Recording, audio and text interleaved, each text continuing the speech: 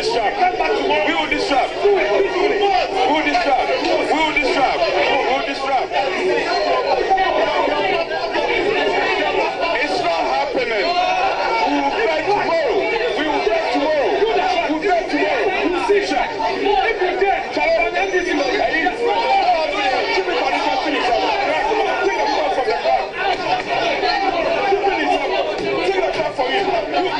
you are doing it. You meet you.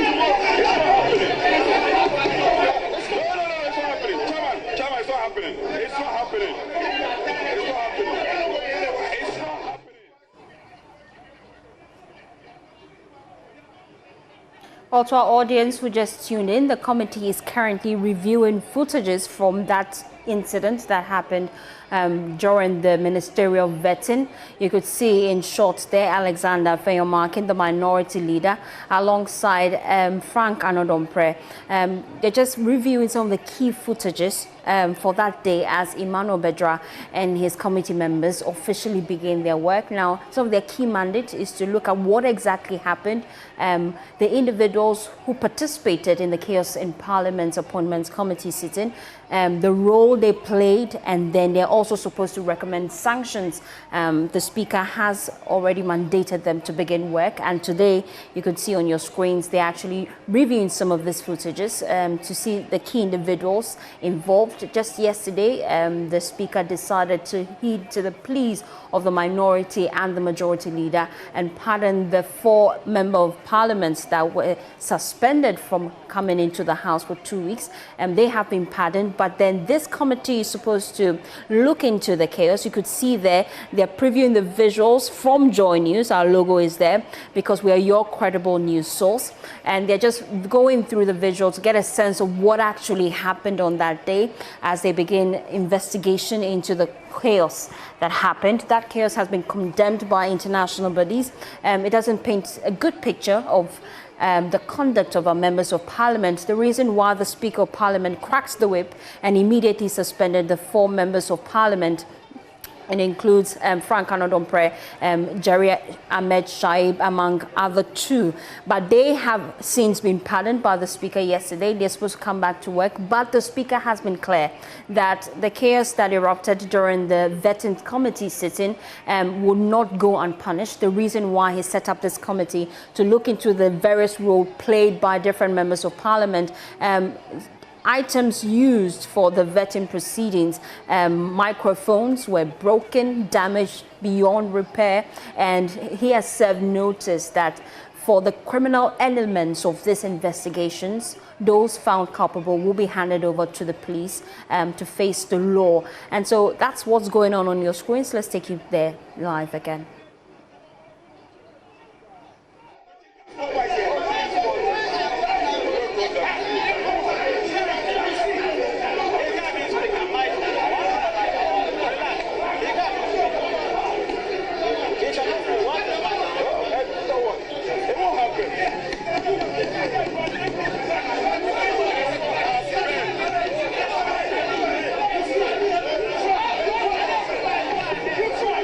Yes.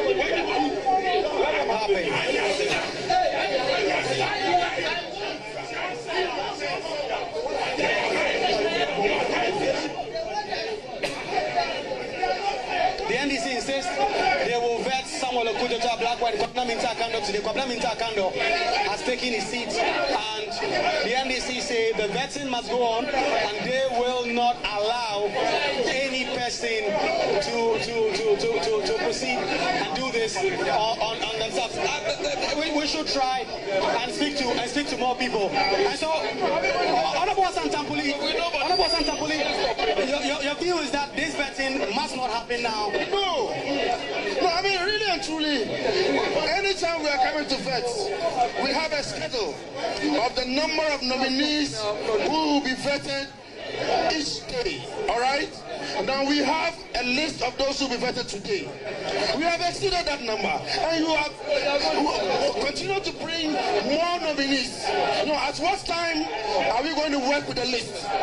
So that it's like an ambush, all right? Out of nowhere, they just pull nominees to come to the table for vetting. Well, it's chaos. There's a table. There's an attempt to move some tables from there. They say they're not going to allow that. Honorable. There's a confrontation. Well, the former deputy minister for trade, the former deputy trade and industry ministry minister, clashing. This is literally a clash. This is literally MPs involved in fisticuffs, and they say that the vetting process must not happen. There's heightened security. The marshal is himself here in a meeting. You can't do for good. You cannot also be out. We will do it. It's a lot of confrontation with a lot of people not willing to do anything.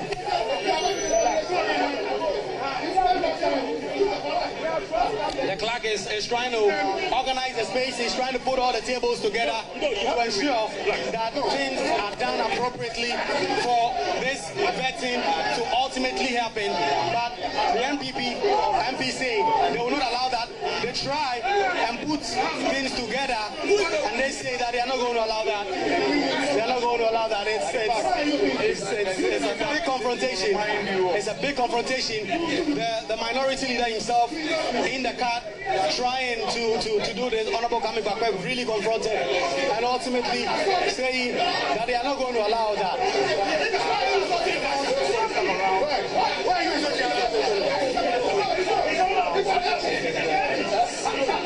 Well, a lot of violent scenes right here at the appointment committee with the clerk of parliament himself here trying to stop things out. There's a table there, as you can see. The table has been just lighted. The chairman himself on his head. Well, the tables, the microphones are being destroyed. The microphone has just fallen down. The microphone has just fallen down, and they are being destroyed. Things have literally been destroyed. Public property are being damaged there. Where with this confrontation in the middle of all of this, with a lot of talk about what must happen, and if ultimately this vetting must go on, the NPP are clear in their mind that no vetting should happen today. And you see the leader himself here and insisting that this vetting should not happen. Mahama Yariga there, together with the minority leader, in there trying to have a conversation. And we are also trying to get a bite. There's a negotiation happening right in the middle of this vetting process as the leaders try to reach some agreement for the vetting process to continue. Alexander Fenyomakin telling majority leader that they agreed to vet 5, they have vetted 5 persons, and they expect that this process will come to an end and that they will not allow any more persons to be vetted.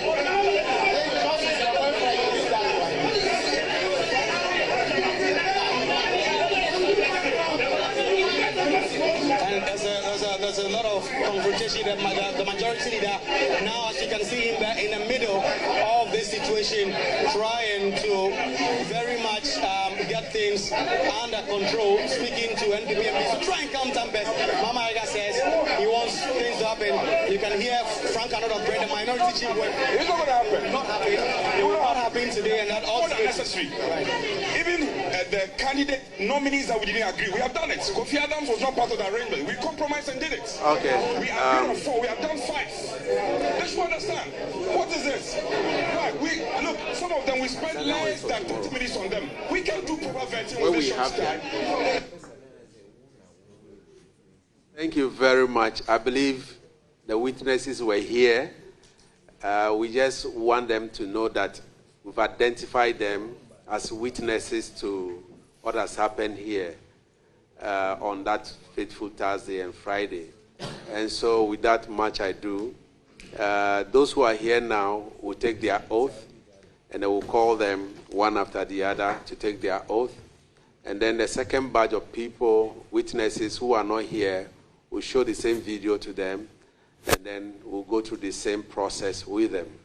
And so I will want to plead with our minister, since the leader of the house is here, if they can permit the leader of the house, will allow the leader of the house, Honorable Mahama Ayariga, to take the oath, and then he will tell us what exactly he witnessed on that day. After that, we'll take Honorable Kwame Agboja, and then Honorable Jifa Gomashi, and then on that direction.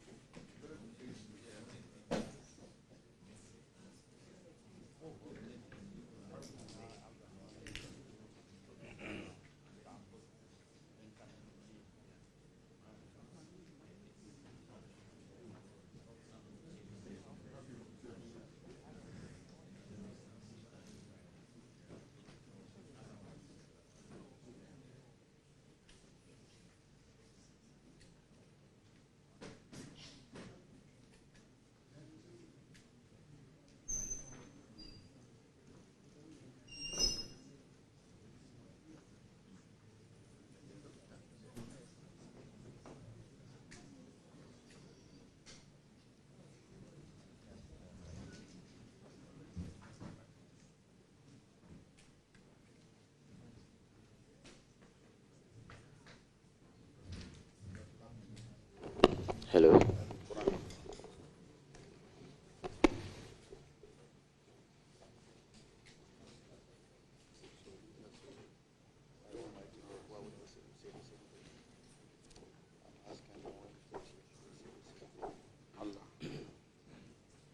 Okay, leader.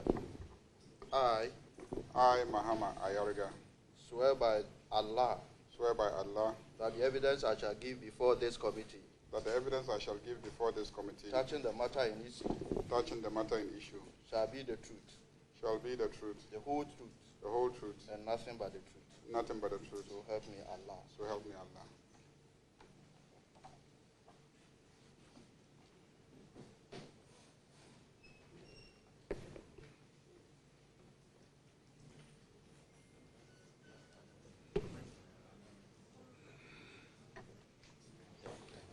Thank you very much, Honorable Mahama Ayariga, leader of the House. Please, can you tell this committee what you witnessed on the 30th of January 2025, and what you know about the incident that has happened on that fateful day? Thank you. Thank you very much, Chairman. On the said day, around 6 to 7 p.m., I came to this room where the committee was sitting, and I took a seat, I think where Honorable Bidziding is seated now. And I observed proceedings. When I came into the committee room, the nominee to the Ministry of Transport was the one being vetted. And I observed the vetting for a while until the vetting of the nominee for transport was completed. And then there was a decision by the chairman to invite Honorable Akando to take his seat so that he will be vetted. That was when I noticed that there was some strong expression of disagreement by the minority side of the committee. But I remained seated for a while, and I was observing proceedings to see how the chairman of the committee was going to manage the situation. So I sat there for a long time. I never got up. I never uttered a word. I just sat there and I was watching. And the minority members rose up and will not sit, will not leave the room, and publicly were expressing their disagreement with the chairman to continue with the vetting exercise. So I remained seated, and after a while, when I noticed that it was difficult for the chairman to bring order to the room, I decided to get up from where I was seated and start talking to both sides to understand what really was the problem. Because I'm not a member of the committee. I don't know what discussions took place.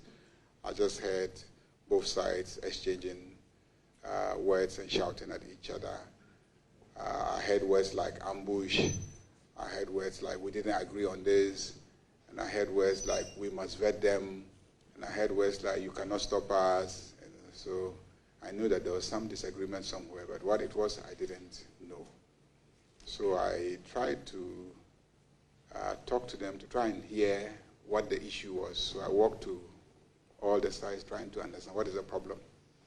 On the minority side, they said that they had had some discussions, and the understanding was that they were supposed to vet 3 nominees, and then later on there was a plea to add a 4th nominee, and they agreed. After that, there was a plea to add a 5th nominee, and that was the nominee for the Minister of Transport. And then there was resistance, but according to them, Honorable Nitu tried to convince the side to accede to the plea by the majority side to add the nominee for the Ministry of Transport. And so ultimately they agreed. And that was the nomination that I came and met.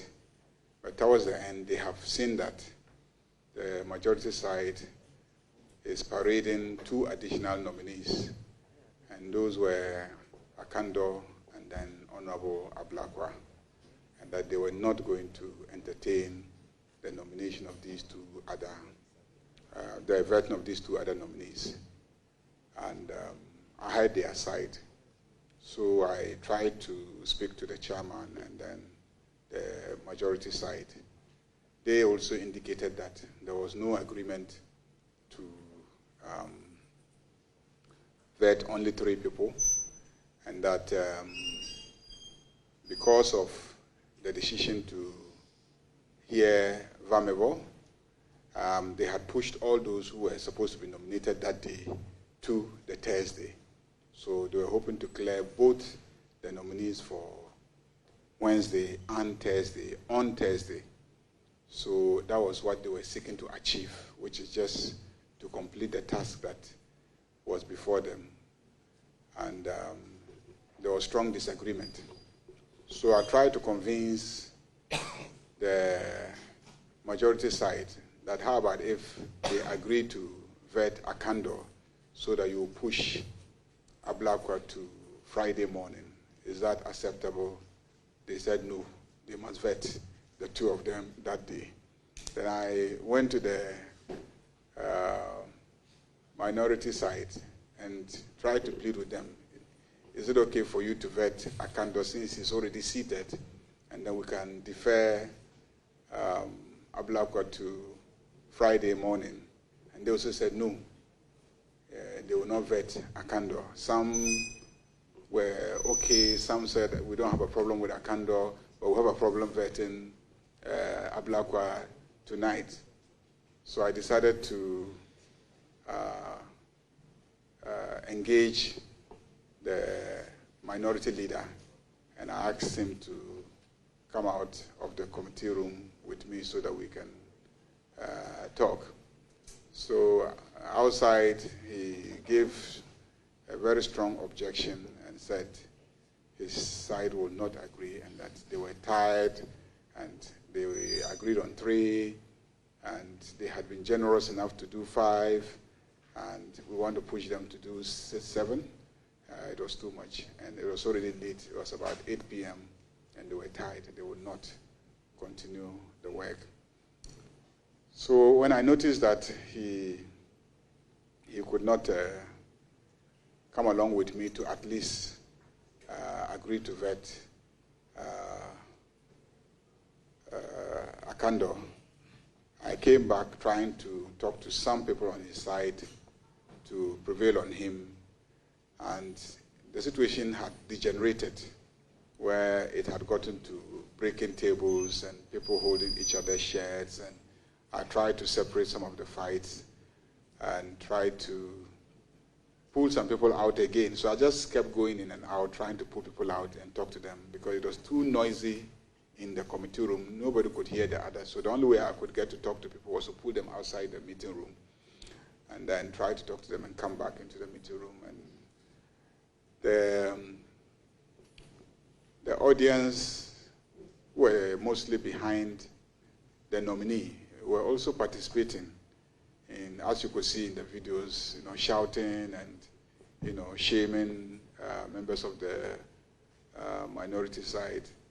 And then also the corridors were full. So even within the corridor, it was difficult to move around freely. So that was the situation. So I decided to call 1 or 2 people to consult and take a decision on what to do. And ultimately, I decided that it would be better to end the proceedings, by which time they had broken one table. They had pulled out the blocks of the microphones, and in 1 or 2 instances, they had actually smashed the microphones. And so I thought the best thing to do was to bring proceedings to an end and get the chairman to postpone it to the following day. And so I announced that, and they all accepted and dispersed. Those were what I saw and what I did on that day. Thank you very much, Honorable Leader. Colleagues, this is the witness account. Any question from any of our members that we can discharge him to go?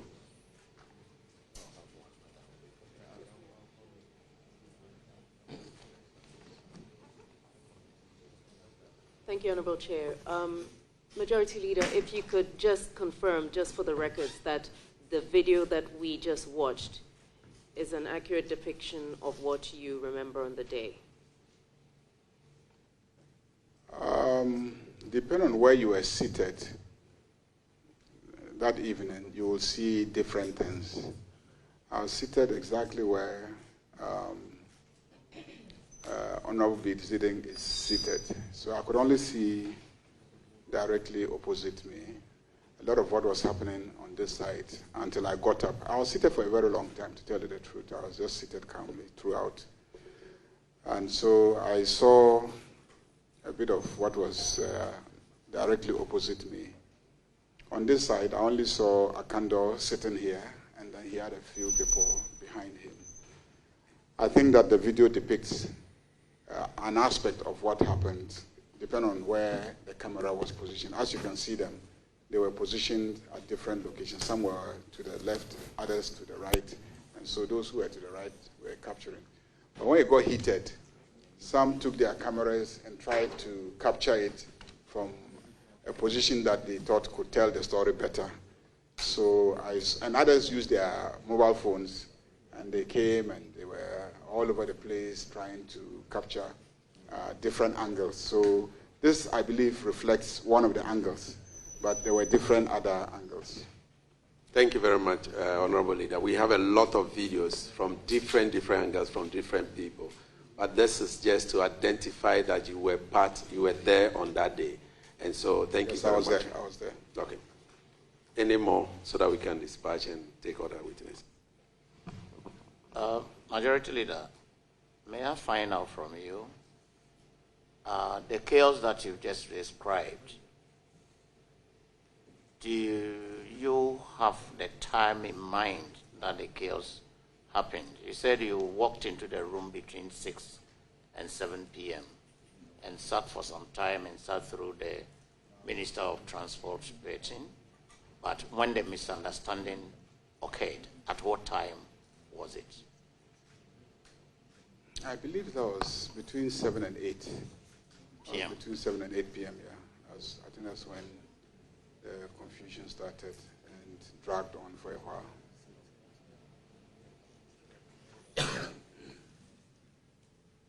Thank you very much. Leader, Majority Leader, I'd just like to find out whether there was a prior agreement to vet Honorable Akujato and Honorable Akando for the day, in addition to the ones that were undertaken, whether leadership of the committee actually had that agreement. Thank you. The original schedule actually provided for Ablakwa to be vetted on Thursday. Indeed, he had approached me personally to see if it could be vetted earlier, because the president had started traveling, and I think was even traveling to one of the Eastern or Southern African countries. And the suggestion was that the president was traveling and he didn't have the support of his Minister for Foreign Affairs. So it was important to see if we could have Ablakwa taken so that he could be sworn in and he could start working around the president's travels. So he approached me to see if he could be shifted to Wednesday or even Tuesday. And it was difficult because others had been scheduled earlier. So to shift him, you needed to move somebody out. I, on a number of occasions, tried to get the chairman to shift him forward. It didn't happen. So I negotiated that they should vet him on Wednesday. And it turned out that on Wednesday there was a decision to invite Ahiafor and not to vet any nominee. So it then became the position that the original date of Thursday that he was scheduled was the day that he would be vetted. So the week before, he had already been scheduled to be vetted on Thursday. So Thursday was his appropriate vetting day.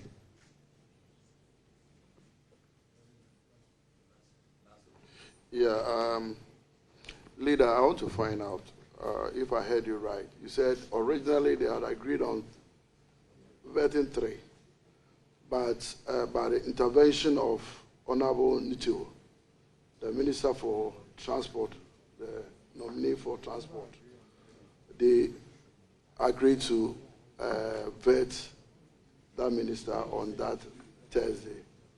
I don't know whether I heard you right. I said I spoke to both sides, and each side had a different account. The minority side said that their understanding was that they were to vet 3 nominees. But then when they came after the 3 nominees, their colleagues convinced them and they added 1 nominee. And after that, their colleagues requested for an additional nominee, and that was a nominee for Minister of Transport. They resisted that, but Nitu, who was part of them, pleaded on behalf of the nominee for transport, so they added him and vetted 5 of them. That is the account given by the minority members that I spoke to that day. Colleagues, we'll take the last one, then we can ask the leader to go. Thank you very much, Chairman. Leader, would you want to confirm that you approached both leadership, the minority and then the majority, and yet they failed to arrive at a compromise. You approached them both, tried to mediate, and yet they failed to arrive at a compromise. Thank you. Yeah, I spoke to both sides. I spoke to them. I tried to convince them, but each side was adamant, insisted that somebody like Ablakwa had been slated to be vetted that date. He had come with his family and his chiefs. I think the pressure was coming from the fact that the nominees on the record were slated for that day. And the nominees had come here with their families and their chiefs. And they were all out there. So members of the majority side were having a difficulty. What do we do with these families? What do we do with these chiefs that we have made to travel all, this far to come, and then we'll tell them it's 8 p.m. They've sat here since morning, and you want us to tell them to go back? And that was the difficulty, that the nominees were here with their families, with their chiefs, and to ask the nominees to go back with their families and come back the following day was going to be a major inconvenience. That was really what was pushing. It wasn't just because they had the numbers and they could railroad their way through. It was just, what do we do? I had confronted a similar situation last week where nominees had come with even the president of the Greater Accra Regional House of Chiefs, the president of the Bono Regional House of Chiefs, with his whole, Regional House of Chiefs. They were here, 10, 15 chiefs. Greater Accra he sat here the whole day. And then we finished approving, taking the report on those whose reports had been laid in the house. We finished around 8. We came here and there were 3 or 4 sets of nominees with their chiefs. And again, the minority side said it was late, they were tired, and they couldn't start approving, processing them. And the majority said they would not agree. Those chiefs had been sitting here the whole day, and they couldn't tell them to go back home. So on that day, I had to take responsibility. And I invited the nominees themselves into a room outside here and personally pleaded with them. They begged and begged. I said, no, it is late. It is 8 p.m. And you know that the average number of hours we spend on each nominee is 3 hours. So just do the calculation. If we take you'll be here till 11. Then the next chief and next nominee and his chiefs will sit and also start at 11 and do 3 hours. That will be 2 a.m. And then the next person, I said, why would you treat these old men like that? So the nominees then calmed down. I remember one nominee said the day before she had come to see us, and we agreed and confirmed and assured her that she would be vetted. And this dress that she had prepared for this vetting, she had worn it and come, and then I'm saying she should go home and change the dress and come back. And then we joked about it, but then she agreed and said, but she didn't know what to do about her chiefs. So I said, leave that to me. So I asked for the president of the Greater Accra House of Chiefs to come to the meeting, and he came with his elders. And I explained to him the situation we found ourselves. I said, this is the situation. It is 8 o'clock. By the time we start, it will be 9 o'clock. And the average is 3 hours. Nana, do you want to sit here till 12 midnight? Then he said, no. And I said, so what can you do for us? I said, well, I can agree to do it tomorrow. And so we resolved it. It took a lot of effort to persuade the chiefs to go back and then return the following day. The following day, that nominee was wearing an even more pretty dress. So I said, we give you an opportunity to wear an even more pretty dress. Leader, today. I hope if we give you the whole day, you narrate everything to us. So please. So the real challenge of the majority that day, according to what they told me, was what to do about the chiefs and then the families who had come. Thank you very much, Leader. We want to discharge you. You are discharged. If we have any further questions, we'll come back to you, sir. Thank you for attending upon this committee. Thank you very much, Chairman. The next witness will be Honorable Minister for Roads and Highways, Honorable Kwame Govins Abuja.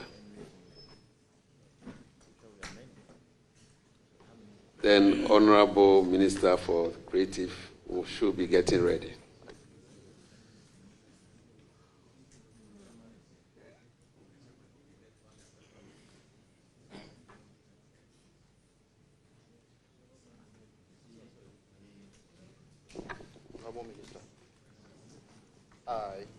I, Kwame Abuja, swear by Almighty God, that the evidence I shall give before this committee, touching the matter in issue, shall be the truth, the whole truth, and nothing but the truth. So help me God.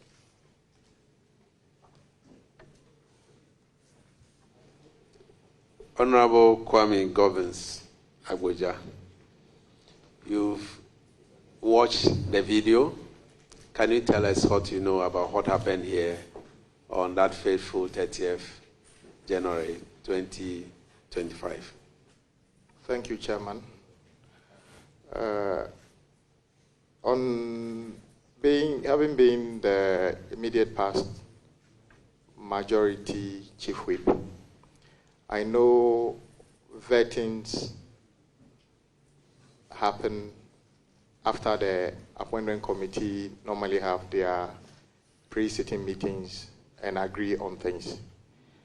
And in the case of the particular incident, the committee had a master plan as to how to vet the nominees. I had an opportunity to, though I was no longer a member of the committee after I was appointed, to sit in just to support colleagues. Much of the initial vettings went without incident. It is not unusual for members of the committee to disagree on how many and what time to start, but eventually, normally, the majority side, which is government, prevail in what to be is supposed to be done. My understanding is that if you all notice, the committee started vetting, but on a particular day of Wednesday before the Thursday incident, though a number of colleagues were scheduled to be vetted, there was a decision to bring in Mr. Vomawo to appear before the appointment committee. It meant that all colleagues who were scheduled to appear on the Wednesday on the master list or master program couldn't be vetted. Though many of them have also made arrangements for those who they want to come and give them moral support, have already made plans and were almost ready. In fact, some of them were in town. So it meant that all who actually were supposed to be vetted on the Wednesday have to be shifted to the Thursday. As said by the leader, I know Honorable Ablakwa wanted to be vetted a week before the week into which the incident happened. They couldn't give him the opportunity to be vetted. So originally, Honorable Ablakwa was supposed to be vetted on the Thursday. So if anybody says Honorable Ablakwa was being smuggled into Thursday, that is not true. He was originally supposed to be vetted on the Thursday. So he prepared. The challenge happened when I think we had to shift almost 1, 2, 3, 4, 5 people who were supposed to be vetted on the Wednesday to be added to the Thursday. Then it became an issue of an attempt to negotiate who should we take. The minority insisted we should only do 3. And that if you remember, that was like a standard. But we had 60 ministers to go in a short period of time. I noticed that they insist we are vetting 3. And the majority will say we are vetting more than 3. In the period, and I unofficially participated in part of the roadside discussions. So if the discussion is going beyond a certain time, they say, okay, let's go and start. The minority takes it that what they said the last time before we entered the vetting was that we want to vet 3. The majority believes, no, we are not vetting 3, we are vetting all these people. So just on record, on the Wednesday, the spillover from the Wednesday, which is about 5, added to the 3 originally scheduled, which was supposed to be Honorable Ibrahim Tia, Samuel Nate, and Honorable Akujeto, were originally supposed to be vetted Thursday, the 30th of January. So if we have a situation where 5 plus 3 are supposed to be vetted, that decision has to be made by the committee and have some leeway. So if anybody says we were originally to vet 3, we give in and added 1, making it 4, and somebody is trying to make it 5, that is not entirely the situation. The situation was that the appointment committee elected not to vet on Wednesday, and people have made plans to be vetted on Wednesday and Thursday, and they ought to know that they should have been ready to vet 8 people on the day of 30th January. On the particular issue, what I saw, it's not unusual for members of parliament to argue. This house is a house of debate, and we argue forcefully, depending on how you feel about an issue. So we argue on the floor, at committees. So nothing on that day you look to me as a former whip as an unusual situation. Where it got difficult for me is when, out of lack of agreement, I saw my colleagues on the minority side, and I made this point on the floor, when the minority side started having a go directly at the clerk of the committee. For me, that was not right, because like I said on the floor, in Parliament, we are all not blind. We have parliamentary service staff. We have members of Parliament are known by their party colors, except independent people. But for us to see colleagues begin to identify his NDC, his NPP, for me, I knew something was not right. And so I got really shocked. So all I could do was to pull back and watch. And unfortunately, colleagues, and I saw my colleague, Minority Chief Whip, insisting, and I agree with him, he's a whip. We need to hold a certain line given to him. And this is what whips do. You are given an instruction and you try to hold that line. We are either for it or not for it. So initially when he got up and said, we are not having it, I've done same in the past, we are not doing it. Where it got a bit difficult, then I saw my whip, Honorable Dapamekpo, approaching the other side of the chairman saying, no, we are doing it, we are government, we need to get this done. But even then, it wasn't even an issue. Then some other colleagues on the minority side, in the video you could see, maybe they couldn't see that the video was capturing them, begin to turn their backs towards the table and begin to open up the gap between the closing of the table and pulling the table. To the extent that when that appears not to be working for them, you could hear, I don't have to tell you, you could hear people, all sorts of things.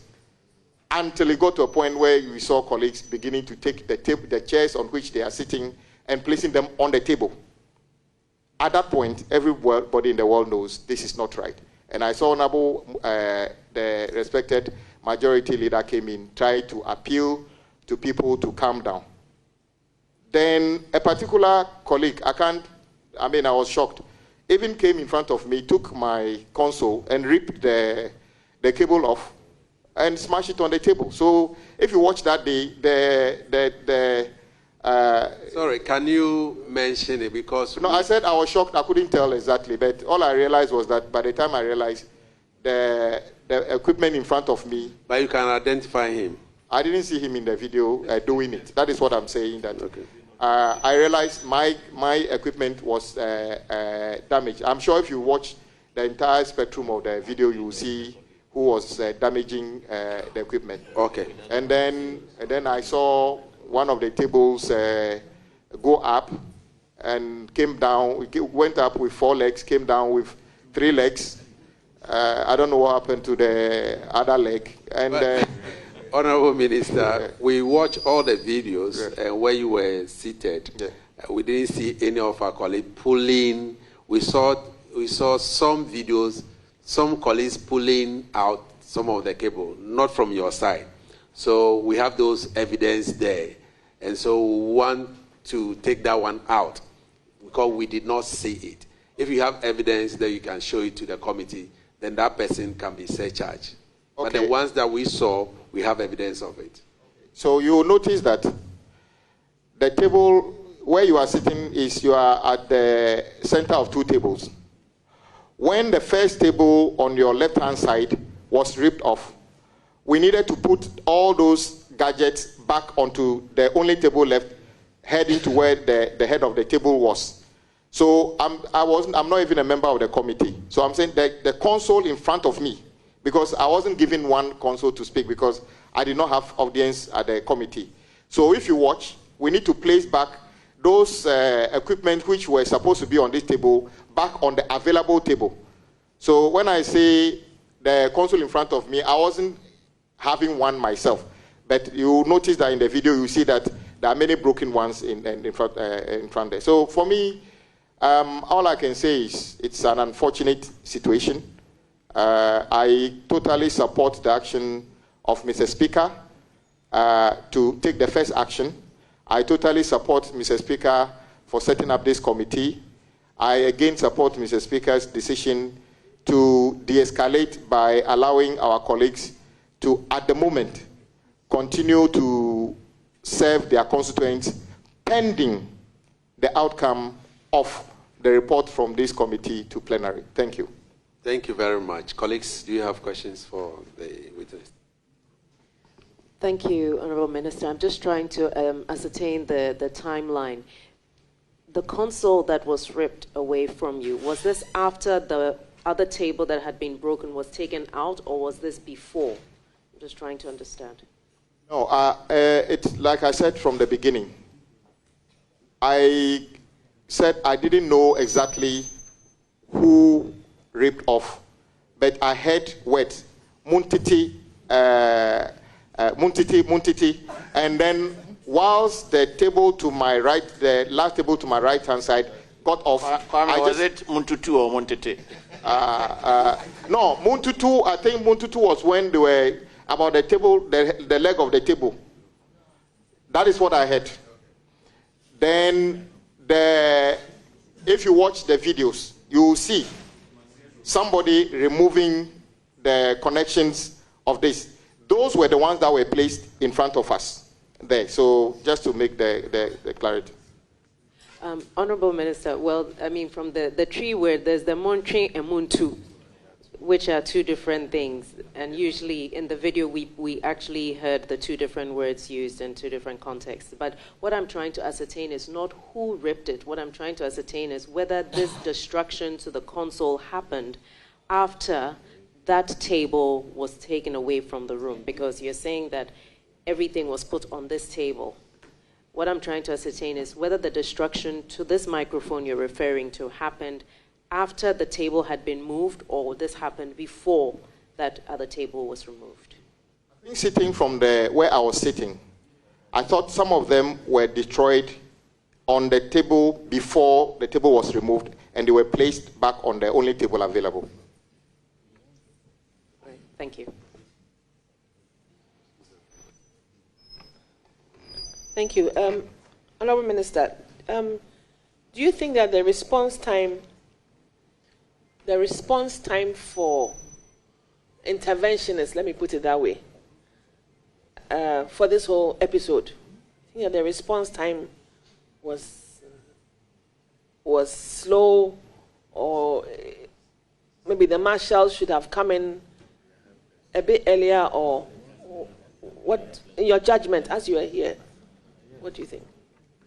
As a whip, a former whip, it is a delicate balance for marshals and the police in Parliament to intervene if issues are about us.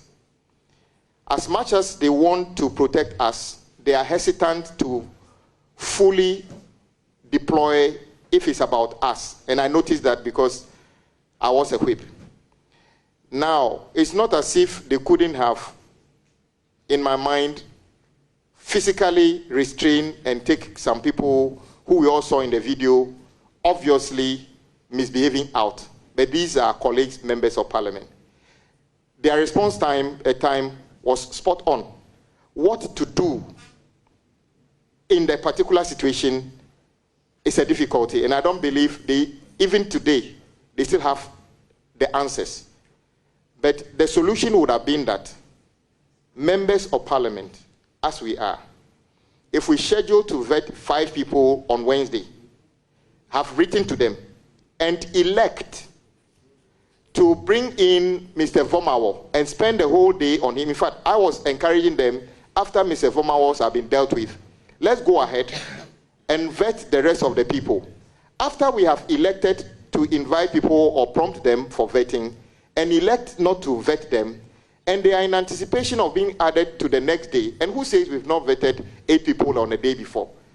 But people decide that we are not going to vet anybody, and now rather pick and choose from the people who were not vetted on Wednesday, and say that for the Thursday, the original people shouldn't be vetted.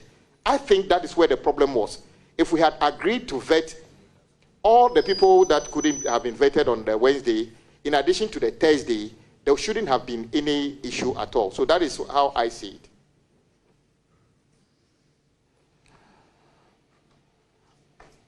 Honorable Kwame Buja, I'm sure you'll permit me to call you Kwame. I'm Kwame. The day that you, Honorable Vomawo was smuggled in, I thought that was what he said. He was not scheduled, but he was added on when he had not been scheduled. Is that correct? Well, on the master schedule of the appointment committee, I did not see a schedule to invite Mr. Vomawo. So those words, smuggle, actually are your own words. I didn't use it. Okay. Now, on that day that Mr. Vomawo was invited, how many people were vetted? No one was vetted, but 5 were scheduled. So that day he was the only person that was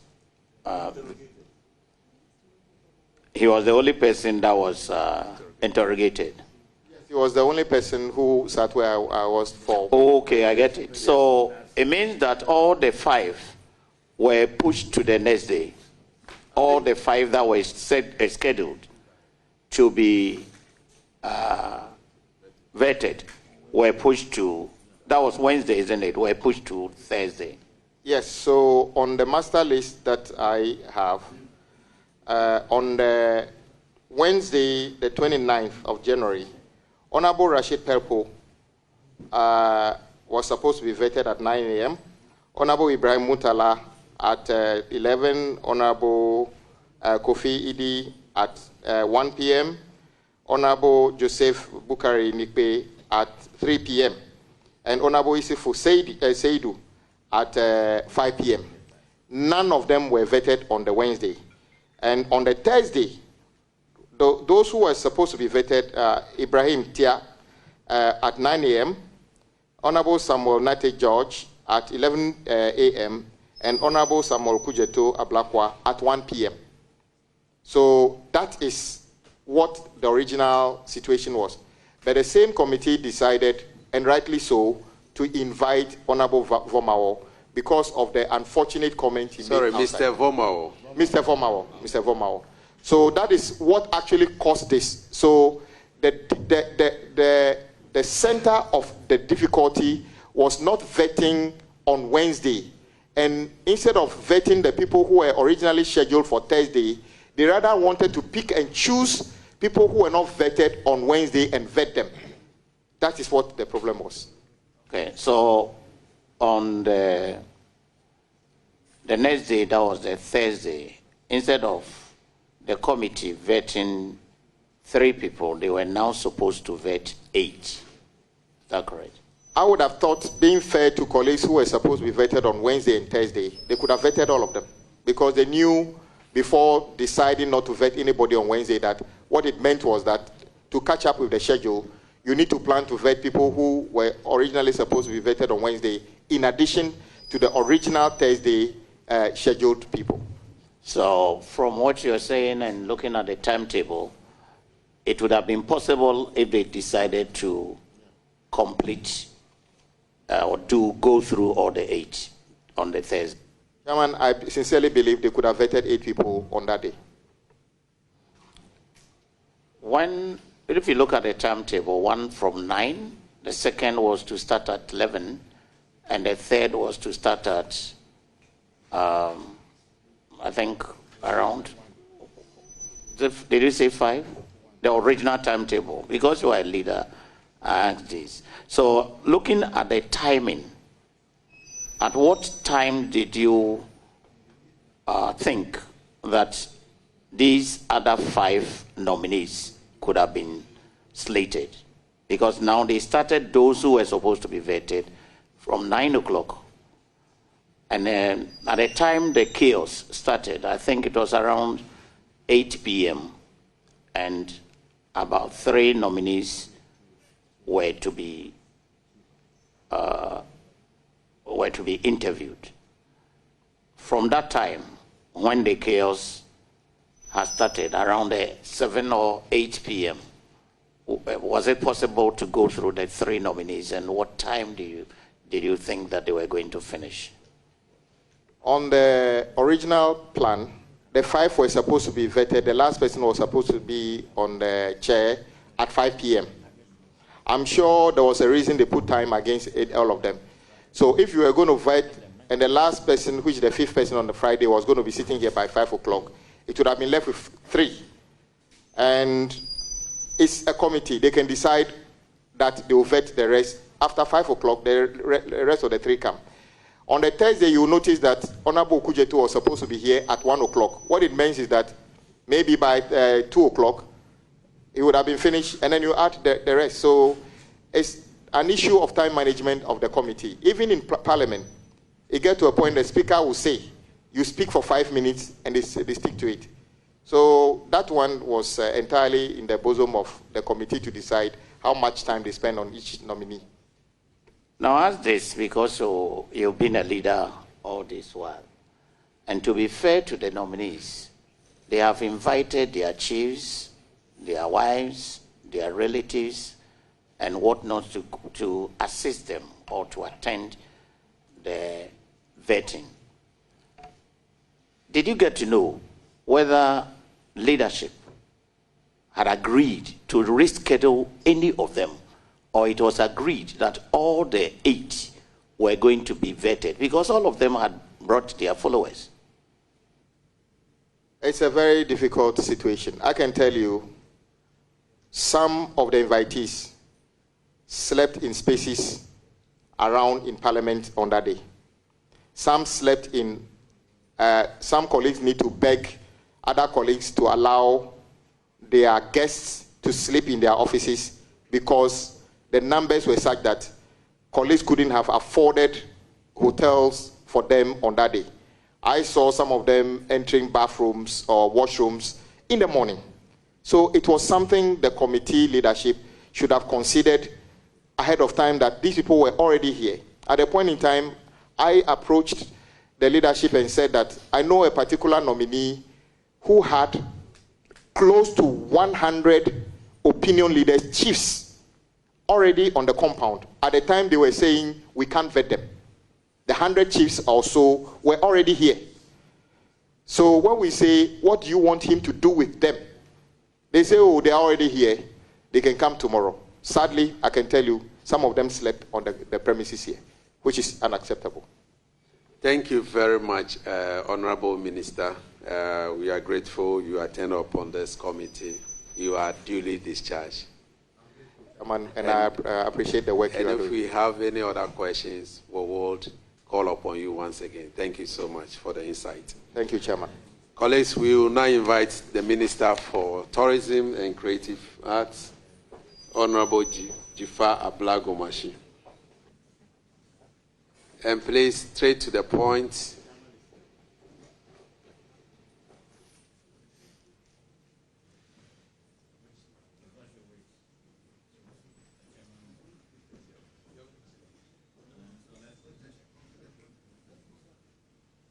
Honorable Minister, since Deputy Speaker, who is also the chair of the vetting committee, will be presiding this morning, we want to beg of you to give us a few minutes, and then we'll take him. We'll take the chair, the Deputy Speaker, the oath.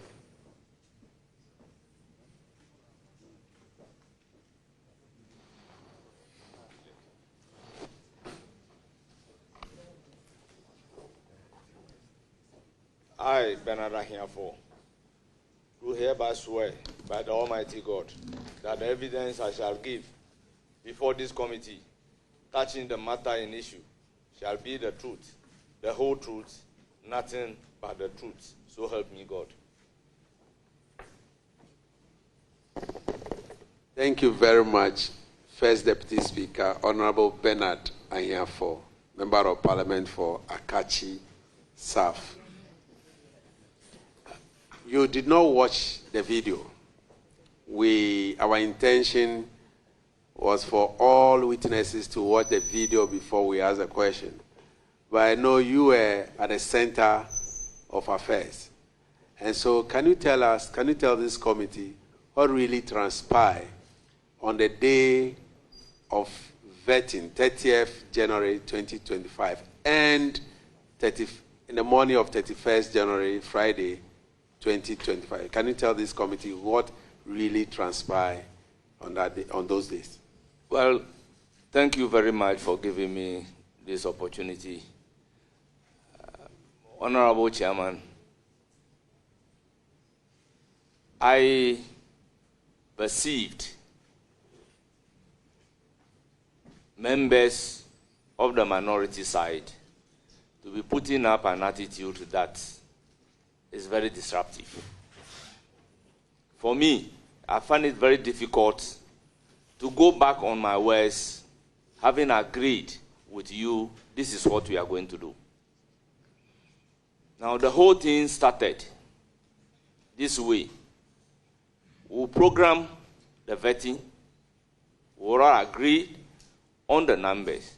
Sometimes, on the day of the vetting, instruction will be given to the clerk that the minority will be engaged in doing one thing or the other. So instead of 9 o'clock, the vetting should rather start at 10. When it happens that way,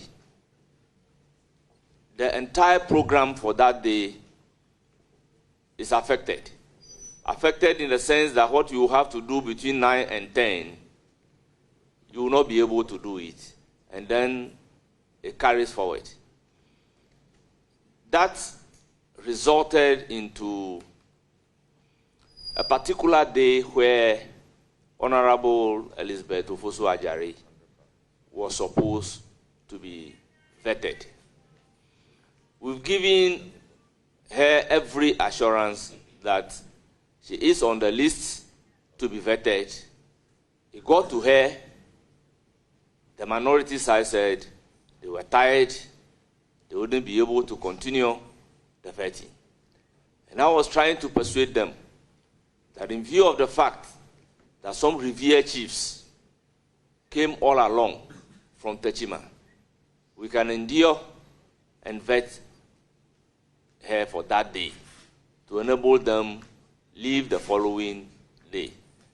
This has even brought Honorable Ayariga between the majority and I will come to the actual. No, we want to know what date are you talking about, especially the Honorable Ajari's story? The date specifically, I'm not good at keeping dates, but it was the day. She was vetted the following day anyway.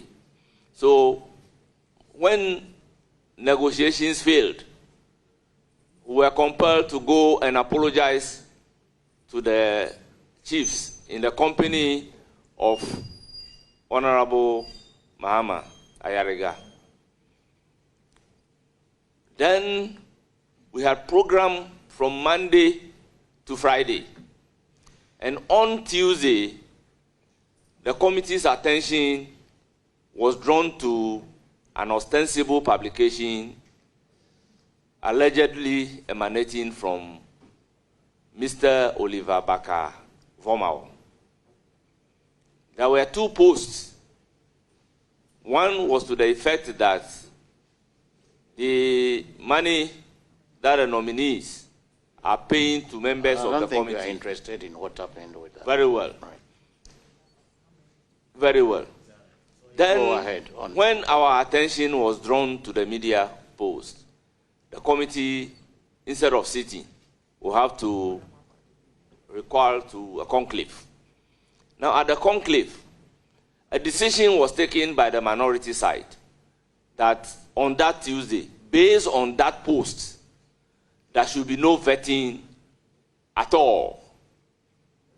And we had to more or less plead and prevail on them that in view of the fact that we had already invited the nominees who are here with the chiefs, opinion leaders, it would be unfair not to vet them. So we should go ahead with the vetting. Honorable committee members, if you go to play the video on that Tuesday, what we agreed upon... Was it a Wednesday or Tuesday? Tuesday. Before Mr. Vomawa on Wednesday. Okay. When we even resumed sitting, you could see the posture of the minority whip that we will not continue the vetting, banging the table. We will not continue the vetting that day. I employ the committee members to look at the proceedings on that Tuesday. So that was the posture. We had to permeate our way through to be able to do the vetting of the people selected for that day. Now, at conclave, we agree that Wednesday we'll deal with the issue pertaining to Oliver Baker Vomawa. Then thereafter, we'll continue to do vetting. Again, the posture from the minority side was that Tuesday, there would be no vetting.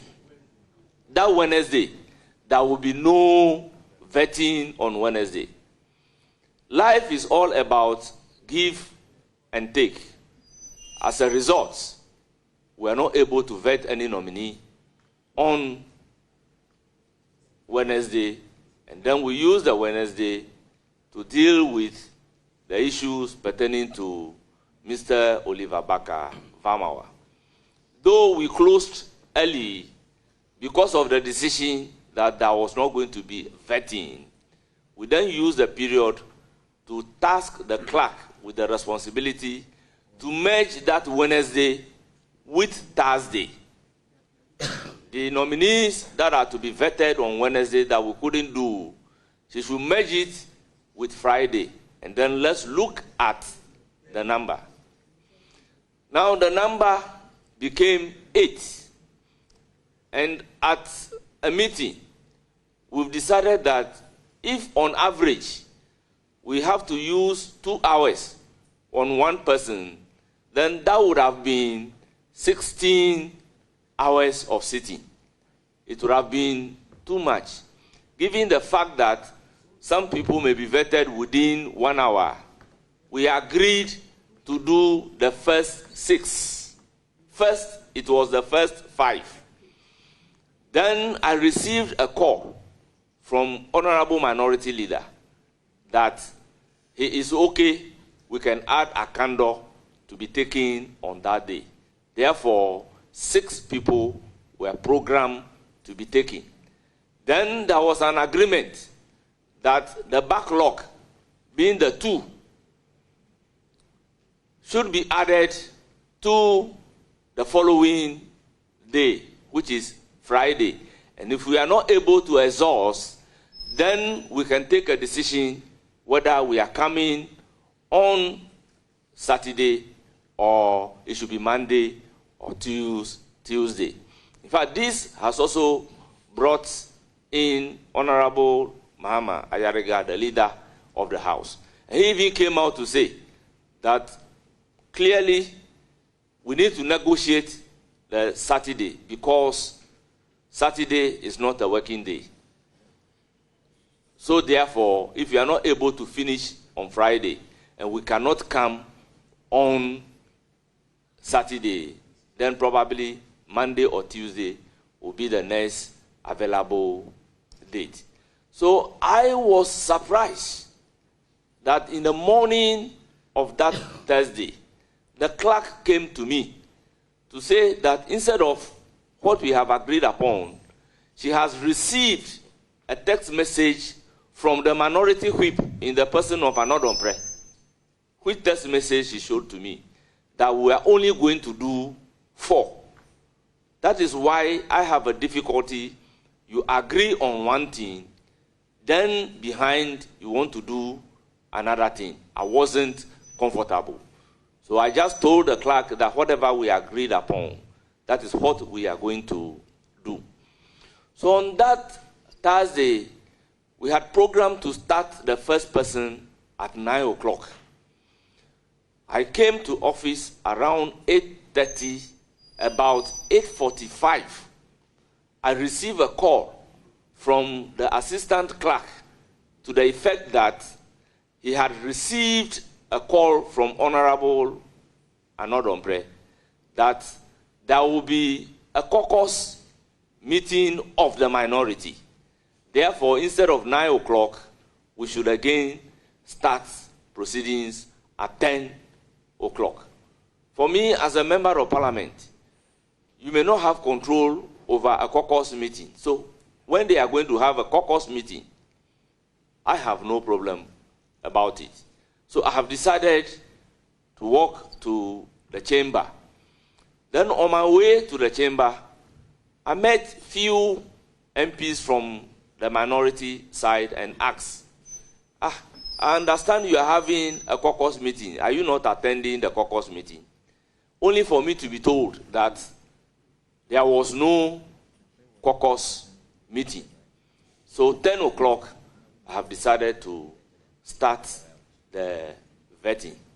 And when they walk in after I have started, I told them in a plain language that I do not like the seat. We are all members of parliament. If you have a challenge of a caucus meeting, I would agree with you.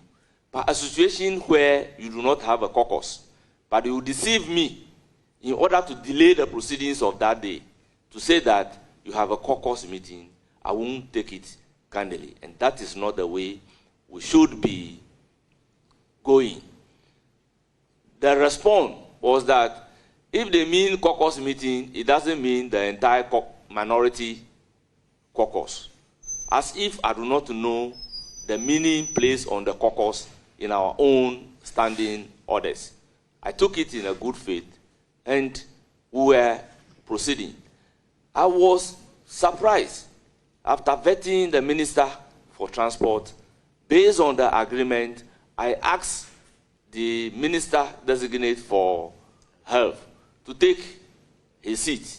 It was there that I realized that we are tired, we will not do Honorable Akando. Akando will not be vetted today in a very rowdy manner. Based on my posture, I was engaging the minority leader to the effect that you said you are comfortable for Akando to be taken today. What has changed? What really has changed? Mostly the response will be that it is not me, I am under pressure. It's not me, I am under pressure. I'm also a politician, I understand. So I was making an attempt to persuade them that in view of the fact that Honorable Akando had to bring the chiefs and opinion leaders from Juaboso, and he being the last person, there are instances where vetting of the committee will end at 10, 10:30, 11. And this is just getting to about 8 o'clock. So we could accommodate and take Honorable Akando for that day, so that the rest of the 2 will be shifted to the following day. And if we are not able to finish the following day, then we could consequently adjust ourselves and finish the following week. Then what I realized was that whilst that negotiation was ongoing, I heard the minority leader requesting that they should call some people into the vetting room. And in no time, they started walking to the vetting room. And that very day, minority leader was so harsh to the deputy, second deputy whip, Jerry Ahmed Shaib. I intend not to repeat the words inflicted on him that very day. So I realized that they were under some kind of instruction from their leader to do certain things. Honorable members of the committee, let me place on record that there are some instances where my ranking member will ask their side that they should all stand up and put on the microphone. And by putting on the microphone, all other microphones will be disabled. And you cannot do anything when all the microphones were on. So to some extent, I do not really understand what they want. Because, honorable members, by my level of tolerance and the way and the manner I have accommodated them, sometimes I do not expect it to be treated in a particular way. And as I said, life is about give and take. We were prepared to give and we were prepared to take. So I also expected them to also give and take. So before I could realize, somebody said something in tree and they started pulling the cables, and I mean there was a pandemonium. The whole place became very hostile. And if you can watch the video carefully, I was so much surprised about the incidents of that day, and I was just sitting down looking at them. As usual, the honorable leader came in trying to restore order, but they wouldn't listen. And once the video accounts is before you, I intend not to repeat whatever happened, because the video would speak louder than my voice. I thank you so much for giving me the opportunity. Thank you very much, Bernard. I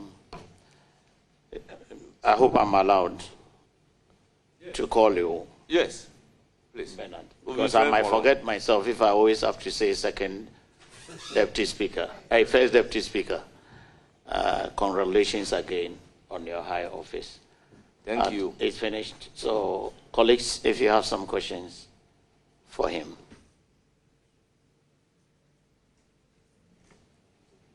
Thank you very much, Mr. Chairman.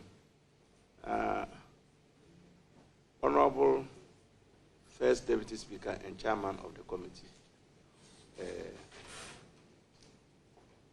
From the account that you have given, I think that there is a big problem about scheduling and then being firm about your scheduling. Would you want to agree with me that this whole problem came about as a result of the decision you took not to vet nominees who were scheduled for Wednesday? And you knew very well that these nominees had invited people, chiefs, their friends, their relatives, and whatnot. And yet, the committee was persuaded by the minority not to carry out vetting. And that is what actually created the congestion and the subsequent challenges that we have. I believe that. Thank you very much for your question. I understand the impulse of your question. Honorable members, danger beget man. It is the cry of distress that will summon for relief. Our integrity as members of the committee were at stake. In the history of our Fourth Republic, every vetting cycle will be tagged with corruption. And I state corruptions and corruption-related matters. So for the committee to be tagged with corruption, which I know it is not true, any reasonable person, guided by all those considerations that regulate the conduct of human affairs, would agree that we should deal with the issue affecting our image before continuing the vetting.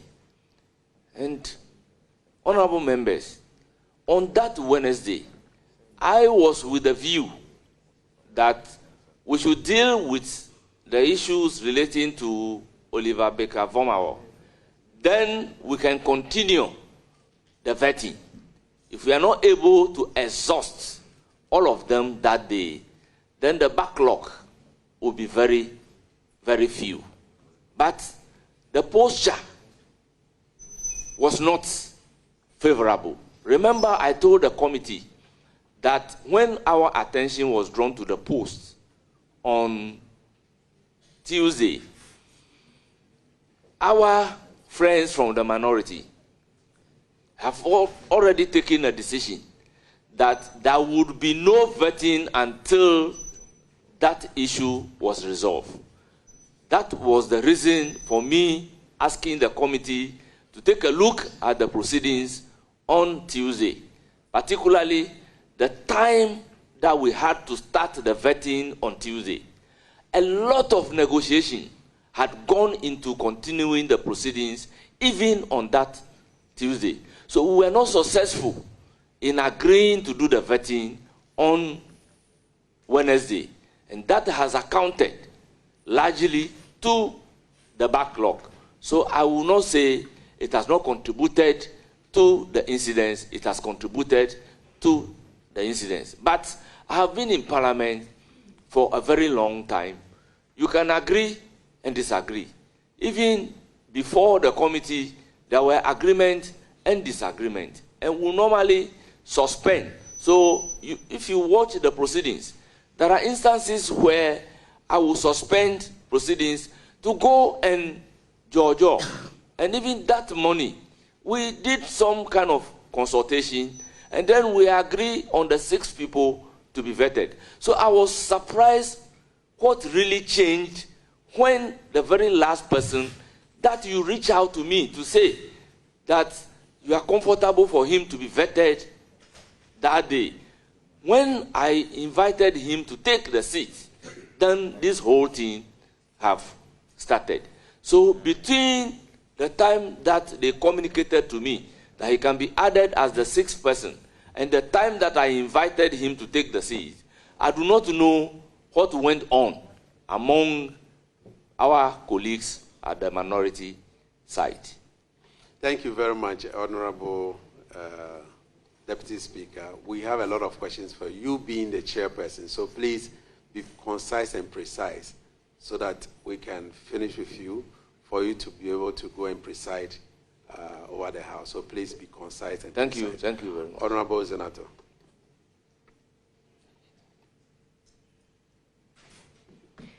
Thank you, Honorable Chair. My question is a twofold question. My first question is, at any point when the situation deteriorated, did you call for order? That's the part A. And, okay, first, that's the first question.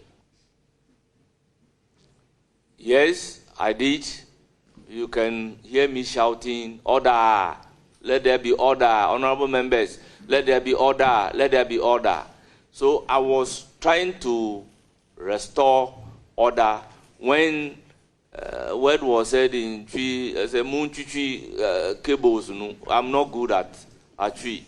So immediately that has been said, they started pulling the cables, and my microphone was disconnected, and no matter how I shout, nobody can hear me.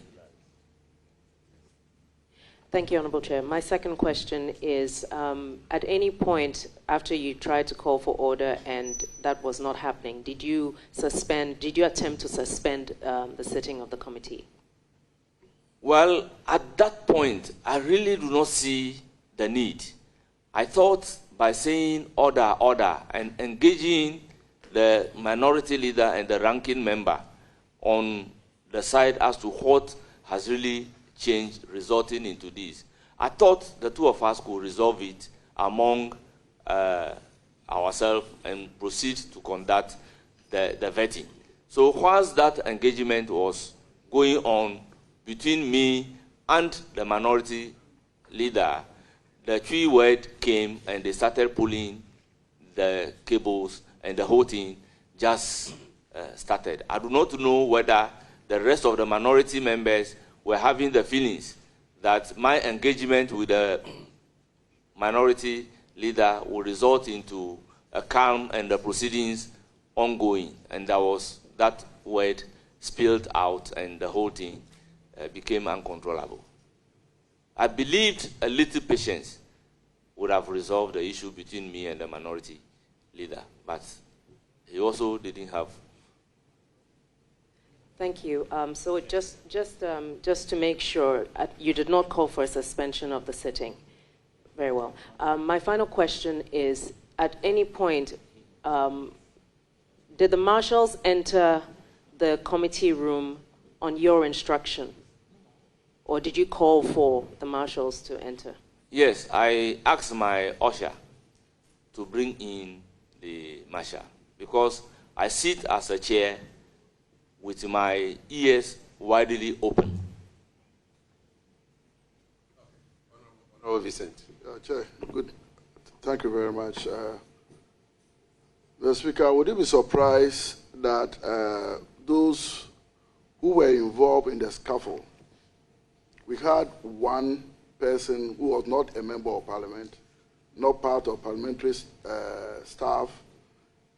Let me use the word, he was an imposter. Yet he was a stranger, yet he was part of the scuffle. Well, I won't be surprised. As I indicated, there was a voice saying, call them in. So I wouldn't be able to know exactly who were requested to be called in.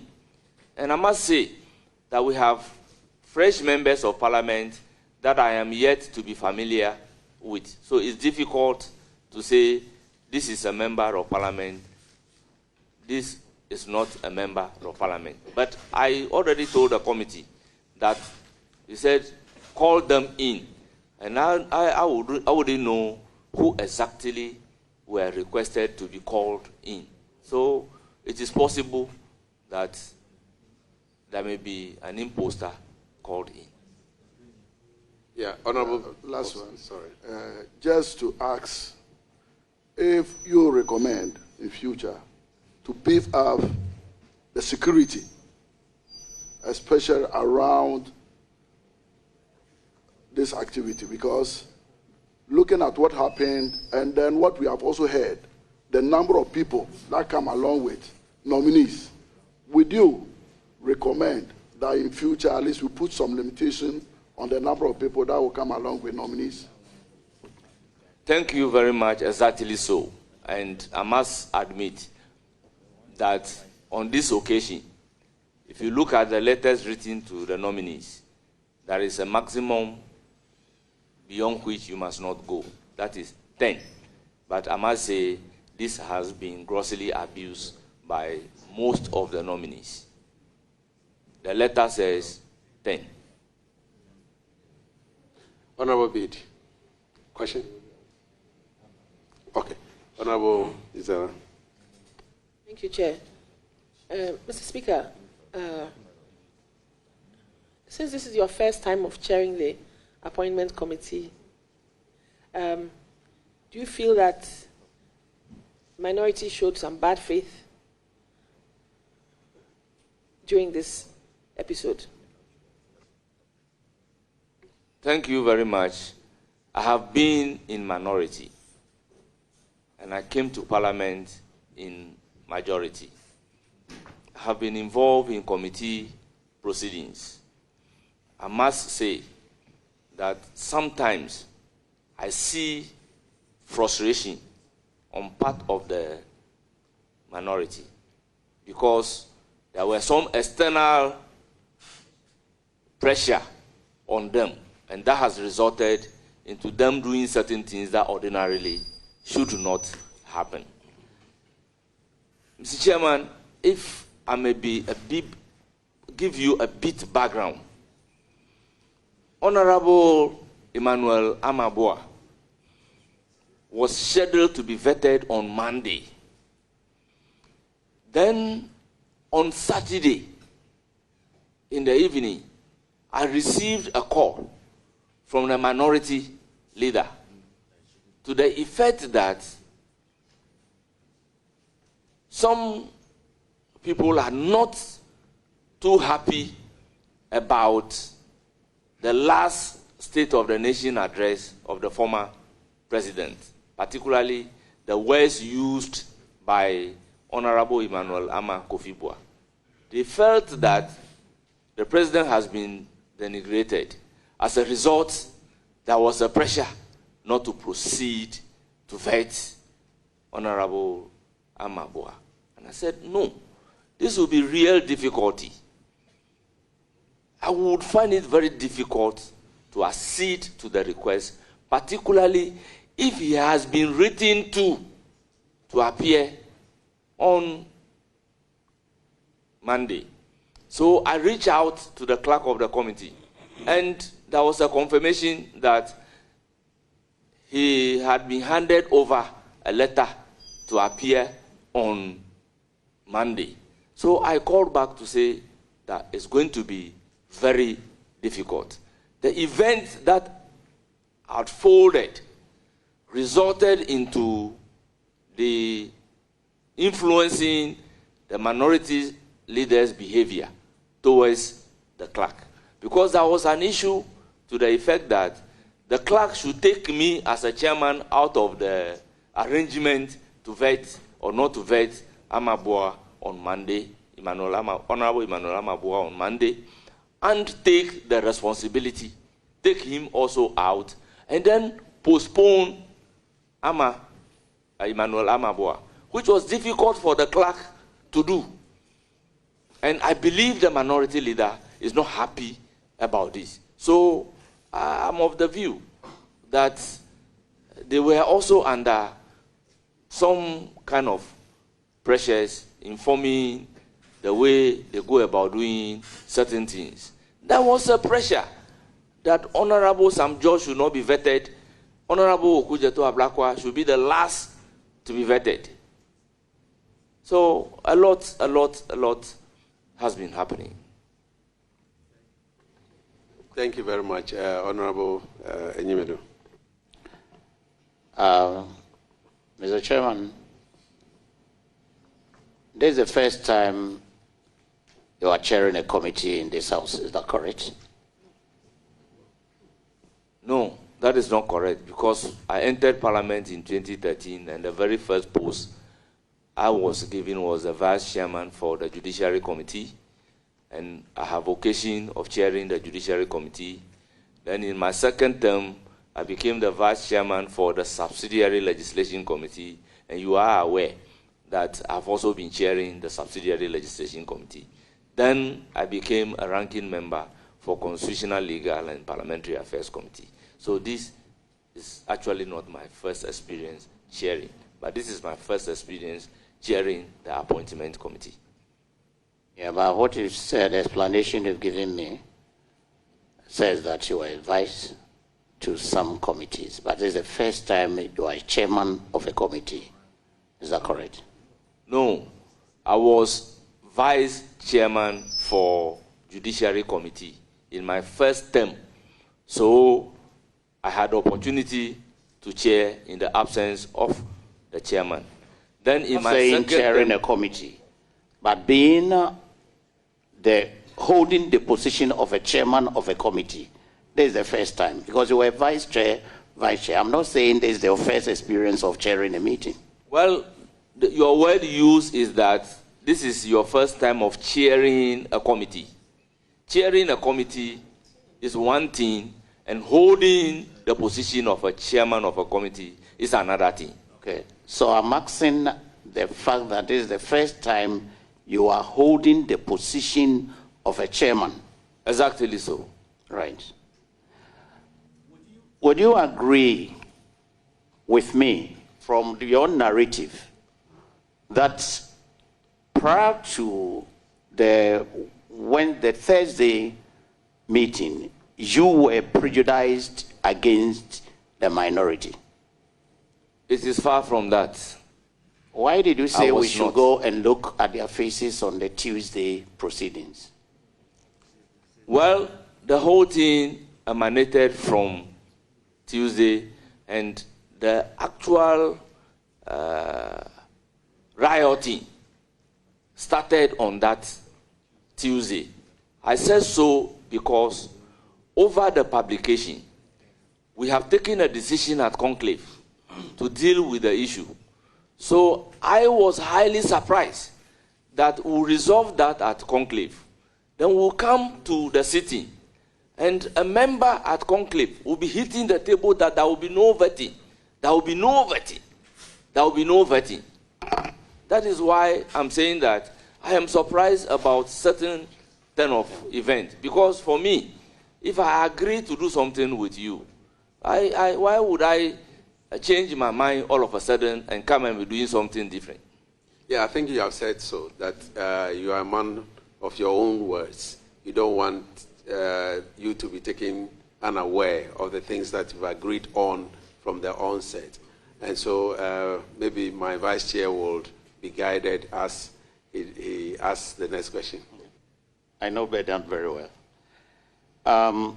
You said along the line, minority leader called, you received a phone call that Honorable Akando should be added to the list of the nominees that we're going to engage on Thursday. Is that correct? Yes, I'm speaking on oath, and this is confirmed. I have no reason to doubt you. Yes. My next question is that when yes, you let me conclude my answer.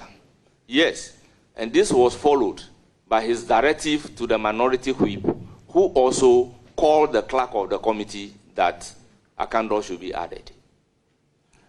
Now, when you received this call, did you inform the rest of the committee members that you were going to deal with Honorable Akando on that day? Well, thank you very much. We have chairman and we have ranking. And you know, chairman leads the majority side and ranking leads the minority side. So what I did was to inform my members in the morning that Akando will be added. And then properly, the minority leader also communicated with his members, leading to the minority whip placing a call to the clerk of the committee. Mr. Chairman, did you find out whether the minority side had been communicated to so far as this additional nominee was concerned? Well, I do not expect to reach an agreement with the minority leader, out of which the minority whip will call the clerk, and the rest of the members may not be aware. But I'm not in a position to tell whether the other two have been informed, because there were 4 on the committee. So 2 was involved. So it's left with the other 2. Mr. Chairman, with a little patience, the scaffold that we witnessed could have been prevented. You agree with me on that? 100%. Now, the case of the minority was that they were being surprised. Were you surprised to hear that they were being ambushed? I will be highly surprised. Highly, highly surprised. Severally, you mentioned... I said so because some of the changes that were made, the minority leader and the whip has instances of making their input on the table. And maybe probably the clerk of the committee will be able to produce that particular record, because when we agreed, then I would then instruct the clerk that this is what we have agreed upon. So the clerk should have some of those arrangements that were altered by ticking and cancellation. And they can subject it to a forensic to establish that it is in the handwriting of the minority leader and sometimes the whip, the minority whip. You have said repeatedly that you had gone into conclave with the committee. How many people did you agree to vet on that Thursday? That Thursday, original list that was not altered was 3. But because we didn't work on Wednesday, the agreement was that they should merge the 2. And after merging the 2, we realized that it is 8. I will not be able to do the 8. So we've taken a decision to do the first 5. And there was a follow-up call that we should add a candle, making 6. So what about Honorable Okujeto Ablakwa? He was supposed to be the 7th person? Honorable members, Okujeto Ablakwa was one of the original people to be vetted on Thursday. So if you see his letter slated Thursday. Honorable First Deputy Speaker, you just mentioned that during your conclave meetings, you've agreed to add Honorable Akando. That will make it 6. And so Honorable Okujeto, even though he has original letter slated for Thursday, because the committee agreed that you are going to have that meeting, that you agreed that Akando should be added to the 5 members who are supposed to be vetted on Wednesday, shifted to Thursday. So in a nutshell, Okujeto was not part of the second agreement that you had with your members. Thank you very much. This is a very important question. Honorable members of the committee, sometimes some of the nominees take less than 1 hour before us. So the instruction to the clerk of the committee is that she should hold the list of the 8. If you are able to go beyond the 6, then they could also be taken. Because sometimes it's difficult to predict the length of time that the committee will take to vet one person. And having watched the videos, you can agree with me that some people were vetted 45 minutes, less than 1 hour, they are also vetted. So if we are able to use the same approach, it is possible we could even say that, oh, we want to vet 6 people. But looking at the time that we have finished the vetting, is it possible to take the additional 2, meaning that the whole list is exhausted? So we didn't have a block mind on that, going beyond the 6. We never had a block mind on that. And as a matter of fact, if we had even started early and there was no 1 hour delay, we could have even done more than the 6. I believe, correct me if I'm wrong, that the chaos engendered because of poor planning by the committee. Well, I am of exception. Exception in the sense that how could poor planning lead to an arrangement of a timetable? I say poor planning because as of 8 p.m., we still had, and according to the list and what we have received, you still had 2 nominees waiting with their followers, their chiefs, their relatives, and whatnot, as of 8 p.m. Honorable Member, I indicated before the committee that our target is 6. The rest would have been a surplus to the committee, depending upon the way the time was used. So, it's not my last one. So you say the 6 were, you had planned to vet 6, and 2 more were waiting. So if you had finished, or you were supposed to do the 8 in all. So it was, if we are able to, then the others would be vetted. And therefore you had invited all the nominees to come with their followers. Honorable Member, clearly speaking, because of the backlog, the number went to 8. But before the backlog, the nominees were written to. They were given letters. So it is not the case that we have agreed on the 6 and again issued letter for 2 to be on standby. The number was as a result, because when we agreed on the timetable for the week, the clerk was instructed to give letters according to the calendar agreed upon, according to the program, and then the time frame. So the clerk has already communicated that to them. And it was the 8th for that day was as a result of the backlog, which we'll have to deal with. So it's not the case that they have been written a letter after the backlog to say that we have deliberately invited 8 when we know we can only deal with 6.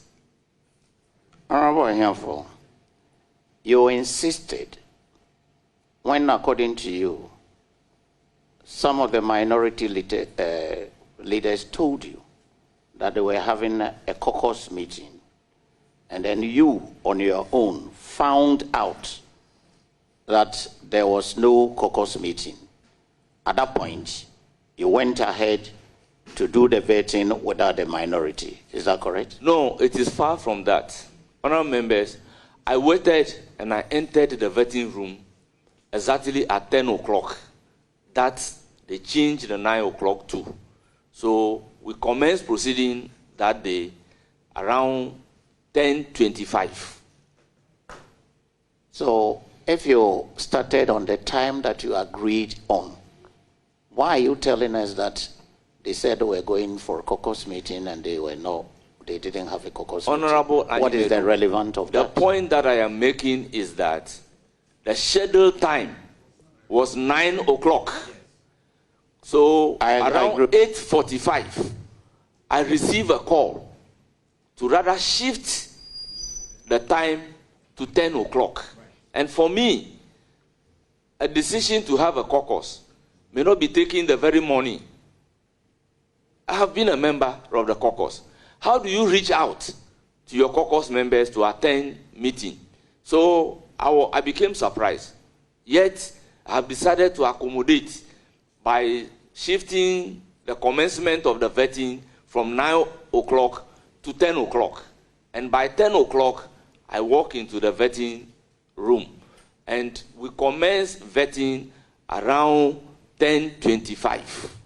Mr. Chair, what I'm saying is that, don't you think you would have presented it better if you had said that we initially agreed at 9, but later we agreed to commence proceedings at 10, but we started at 10, but some of the members or the minority were late? Don't you think that would have been better? Honorable Animedu Entry, it will interest you. Address the chair. Honorable Chairman, it will interest you to know that sometimes we would agree to start vetting at 9 o'clock. The majority side will come and be waiting for the minority side. Well, you can watch all the proceedings. Honorable Speaker, even today, we agreed to start at 10, but we started at 10:30. Yes. So it's possible. Yes. Relax. This is a friendly chat. I'm more than relaxed. Honorable Nyimedu, this is your last question. Well, I will not ask the question again, but I will advise my brother as the chair that with little restraint, I would want the chairman to be very accommodating. And then we can have a free life. Thank you. This is a free advice. Thank you very much. But with the free advice, I want to place on record that I have been very tolerant and accommodative. I know. As a result of which the general public even have the feeling that my level of tolerance was too much, that I was even weak. I know the two of you have been friends and you are brothers. So whether you are tolerant or not tolerant, the two of you know each other. And so please, let's keep it like that. On that note, First Deputy Speaker, we want to discharge you. Thank you very much for attending upon this committee. We will now take Honorable... Thank you very much for having me. Honorable Ahiafor Ablagomashi. Please, we have... This should be not more than 10 minutes. We have other colleagues coming in. They've called that they want to come. And so please let it be as short as possible. Thank you.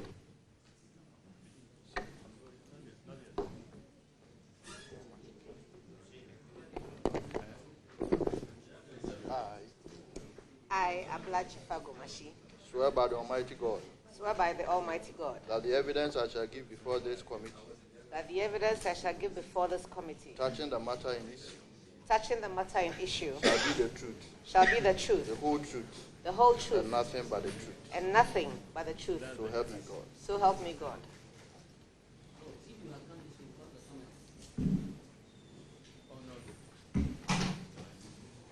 Thank you very much, Honorable Ahiafor Ablagomashi, Minister Ahiafor Gomashi. Thank you for attending upon this committee. As you watched the video, you saw yourself in the video. Please, can you tell us, this committee, what really happened on that fateful day? Good morning again to everybody. Thank you, Chairman, for the opportunity. On that fateful day, I saw the absence of tolerance. I saw the absence of camaraderie. I saw the absence of the respect for this institution called the Parliament of Ghana. On that fateful day, I saw total disrespect for a woman who has risen through the ranks to be the clerk to the committee that was vetting nominees for His Excellency, the President of the Republic of Ghana. I saw an attack on the woman and the inability of leadership of the committee to protect her. I saw total chaos in the committee room. and the destruction of property belonging to the Republic of Ghana.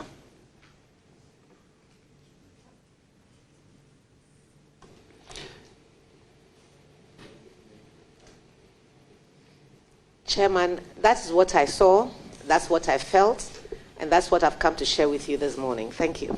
Thank you very much. Committee members, this was what Honorable Ahiafor saw.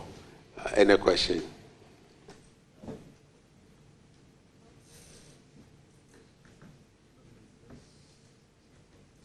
Okay, Chair, thank you very much. Honorable Minister, you had the opportunity to watch the videos, okay?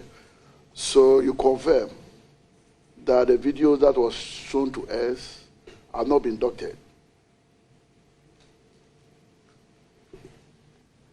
I can confirm that it is not doctored, and it is the reflection of the person who took it from a certain angle in the room. I mean that I saw more than what was shown on the screen. Thank you. Honorable Gisela. Thank you. Honorable Minister,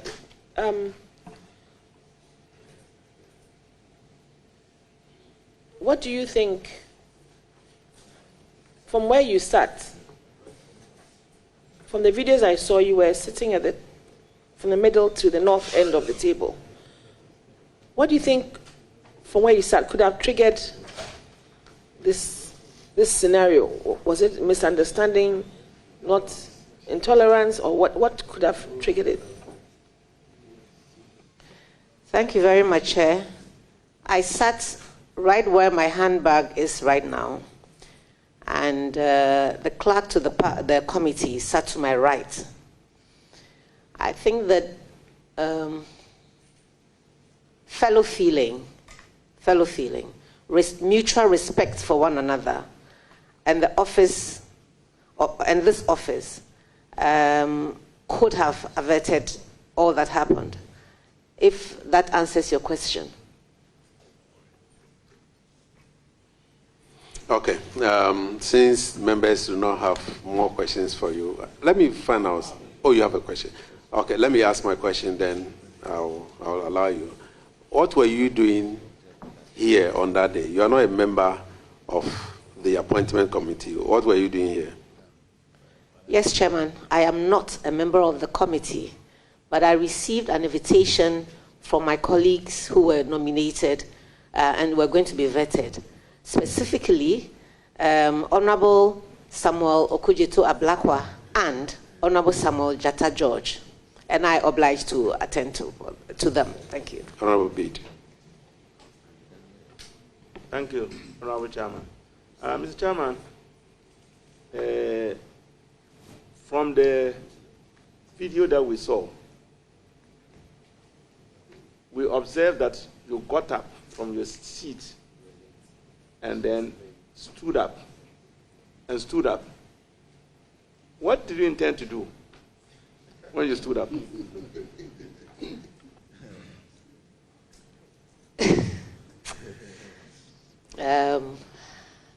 To defend the clerk, really, it was difficult to watch what was happening, and I felt helpless. I saw that she's a very calm woman.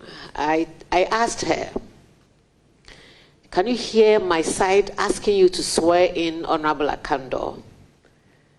And she calmly, with poise and finesse, said, the clerk to Parliament is in the room.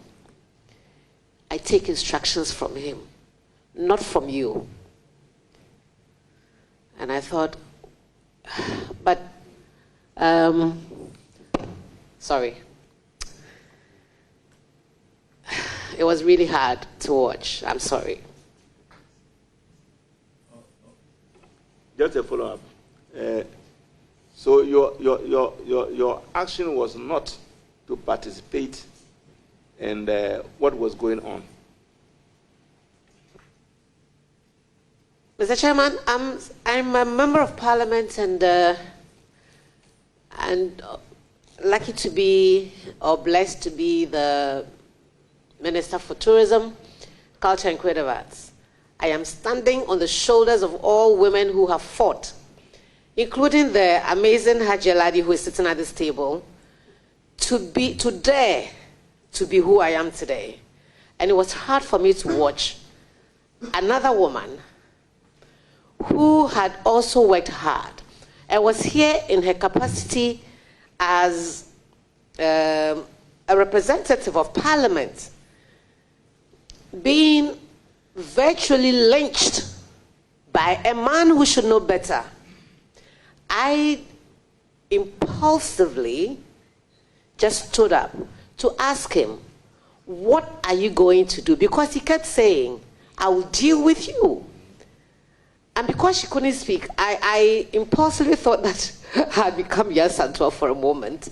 And I got up to ask him what he was going to do to her. Because it was the right thing to do at that moment. I'm not sure if I would allow myself to shout across a room like that again. But on that day, it was the best I could do. Thank you. So finally, who was that person who was shouting? It was the it was the minority leader, Honorable Kwamena Apanyumaking, who was shouting across the room. That will be fine for now. That will be all for now. Thank you very much, Honorable Abla Jifa Kumashi. Thank you for attending upon this committee. When it's a duty I've performed with pleasure. Thank you. When we need you, we'll call on you again. Thank you. Thank you, Lee. Can we now have Honorable Umar?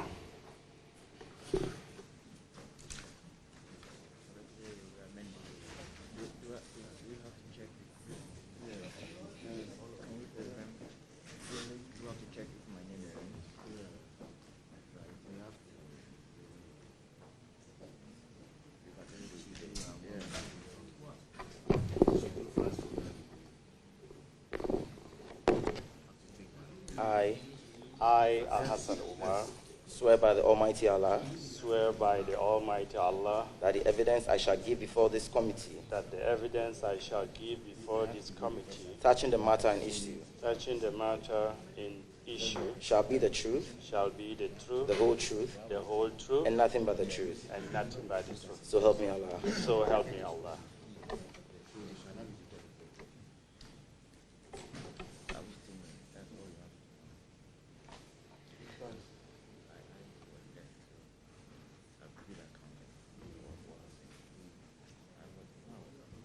Thank you, Honourable, for responding to the invitation of the committee. The chairman has just stepped out briefly and has asked me to hold the space. If you could just kindly introduce yourself first and foremost, and then proceed to just let us know where you were on the day. And I believe you saw the video, and just to confirm whether you were the person we identified in the video. Thank you. Thank you, Chair. My name is Alhassan Umar, MP for Zabsugu. I also a member of the appointment committee. I was seated where the clerk is, next to Hajia Ladi. I think I observed all the proceedings to the end. And if you watch the video, you'll see me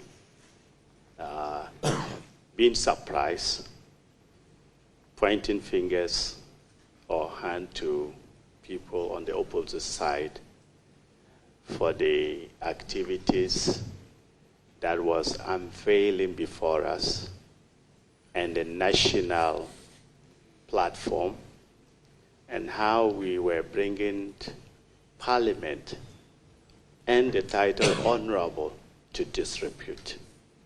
That was my concern. Thank you.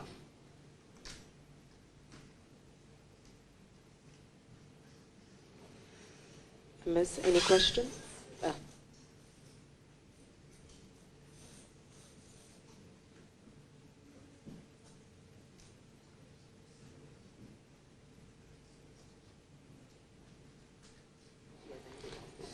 So, Honorable Member, I hope you have. Can you tell us what happened on the? I know you are a member of the appointment committee. Can you just brief us briefly, because the cameras are needed in the chamber now, and so after two of you, the rest, we will do it without the cameras because we have to go to the chamber. Thank you, Chairman. Thank you. On that day, which happened, which was Thursday, standing on the account of my chairman, who is also the first deputy speaker, we had preempted the Wednesday vetting. And so we had a backlog of nominees that had to be vetted. On arrival, we entered the hall, the committee hall, to do the vetting at 10. Whilst we were here, our colleagues, the minority chief whip, came and said, no, we cannot have the vetting go on. We needed to go into conclave to meet. So we followed them up to the committee room adjacent to this place. And when we look at the list, they said no. They are going to do 4, and a candle will be included. But we said, look, we didn't do we preempted Wednesday, and so those backlog, if we are able to finish the 4 early, then we could add some of them, and so that the overflow would be sent to Friday. And that was the agreement.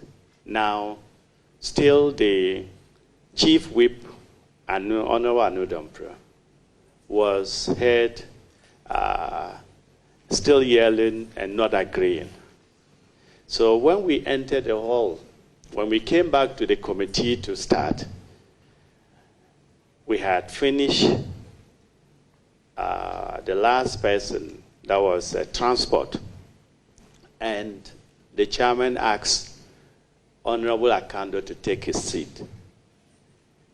And when Honorable Akando came to take his seat, the minority leader stood up and said he would not agree. The chief whip of the minority got up and was banging the table. Then the non-members of the committee, but belonging to minority, flocked in their numbers and started disrupting the tables, pulled the tables as well as the microphones. And when chairman said the clerk should read the oath and allow the nominee to take the oath, then the opponents, that is Honorable Anudampra and co., started they put on their mics. And so there was no way any mic could work again. And that brought it to a... Sorry, they are not opponents. They are the minority. Thank you, Chairman, for the guidance. And so they were not still satisfied. All what we saw was that one of them, the deputy minority whip, came to the nominee to prevent him from taking his oath. If you watch the video, you see him. And so we were surprised. And that was when the scaffold continued. Can you give us the name of the whip who went to prevent Honorable Akando from taking his oath? Honorable Ahmed Shaibu, who came here, and if you watch the video, you'll see him. Jerry Shaibu. I think it's Jerry Shaibu, MP for Wager. Okay, MP for Wager. So they came to prevent him, and so the nominee also, supporters and sympathizers, prevented him, and so there was scuffle. Then there was this MP, a non-member of the committee, but I believe one of the people called in to fight, former Deputy Minister for Trade. I was just seated across, and he pulled the second desk at that time. That's Honorable Michael Ochri Befi. Exactly, I don't know his name. Okay. And so he pulled the table, widening the space, as Honorable Anundum and Co. had also pulled the first table. So the space started widening. And so everything started, even at the time we had some cups of coffee, everything started dismantling. So you could see that our colleagues who were still in the house also came to help, rearrange the tables. And that was when the scaffold went out of hand. And so it led to one of the tables, the first table, I saw it going up and coming down with 2 legs. Okay, colleagues, we've all watched the video. It looks like he has just informed the House exactly what we saw. And so if you have any question, quick one, so that I can take the next witness. Thank you, Chairman. My colleague, Member of Parliament for Zabzugu, I just want to find out, after the minority brought in some members, some of them were members of Parliament, but were not members of the committee. We could also see some of our members who were also not members of the appointment committee. They also came in. Would you tell us that their presence helped or it also exacerbated the problem? Those from our side, because I could see that most of them came in for a purpose. So their presence, was it helpful or it really exacerbated the problem? Thank you, Chairman. I think our colleagues came to stabilize the unwarranted attacks on the committee members, because if you look at it, the minority side from day one or from the morning, I think it started on Tuesday, were bent on not allowing the process to flow, as my chairman explained. Yeah, I heard earlier that those MPs were called in by the leadership of the minority caucus. Did you also hear anything from the majority side that they should also try to mobilize to stabilize the situation? Did you also hear anything like that? No, I did not hear anything from my chief whip or any member of the majority side. Maybe our colleagues saw it on the TV in their rooms, so they decided to come. Did you also observe that apart from the members of parliament, we had someone who wasn't a member also involved? And I think he was also helping to stabilize the situation or exacerbate the problem. He wasn't a member of parliament, but he also came on board. Did you realize that? No, I'm one of the Asha returns, so a lot of the first timers and also who came after me, I'm still trying to get to know them. Okay. Any more questions? Okay. Thank you very much, Honorable Alhassan Umar. We thank you for attending upon this committee. If we need you again, we'll call on you. Thank you. You are discharged. Can we call Honorable Emmanuel Kofi Ntekunu? You were here when we showed the video. Okay.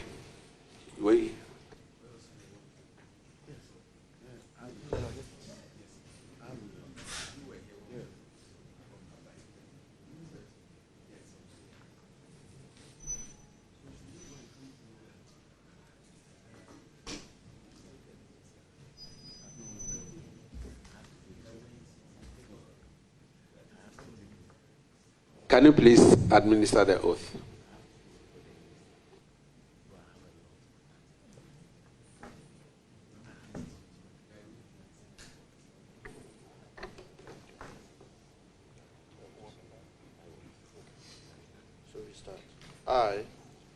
I, Emmanuel Kofi Ntekuni, swear by the Almighty God swear by the Almighty God that the evidence I shall give before this committee that the evidence I shall give before this committee touching the matter in issue shall be the truth, the whole truth, and nothing but the truth. So help me God. So help me God.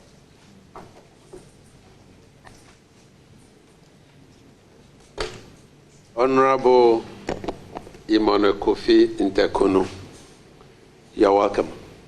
Are you a member of the appointment committee? No, please. So on the 30th of January, what were you doing here in this room? Thank you, Honorable Chair. But before I proceed, the correct pronunciation of my name is Ntekuni. Ntekuni. Thank you. Yes, so... thank you for the correction. I am not a member of the appointment committee, but as a first entrant in the parliament,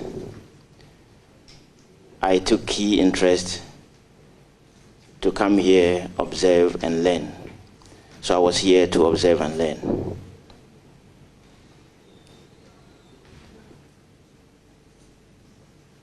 So can you tell us what exactly you saw on that 30th of January when you were here? Thank you, Honorable Chair. And I'm happy you gave me the opportunity to give my vivid account of what happened on that day. Yes, I was right. If you can summarize it for us within 5 minutes. Right, thank you.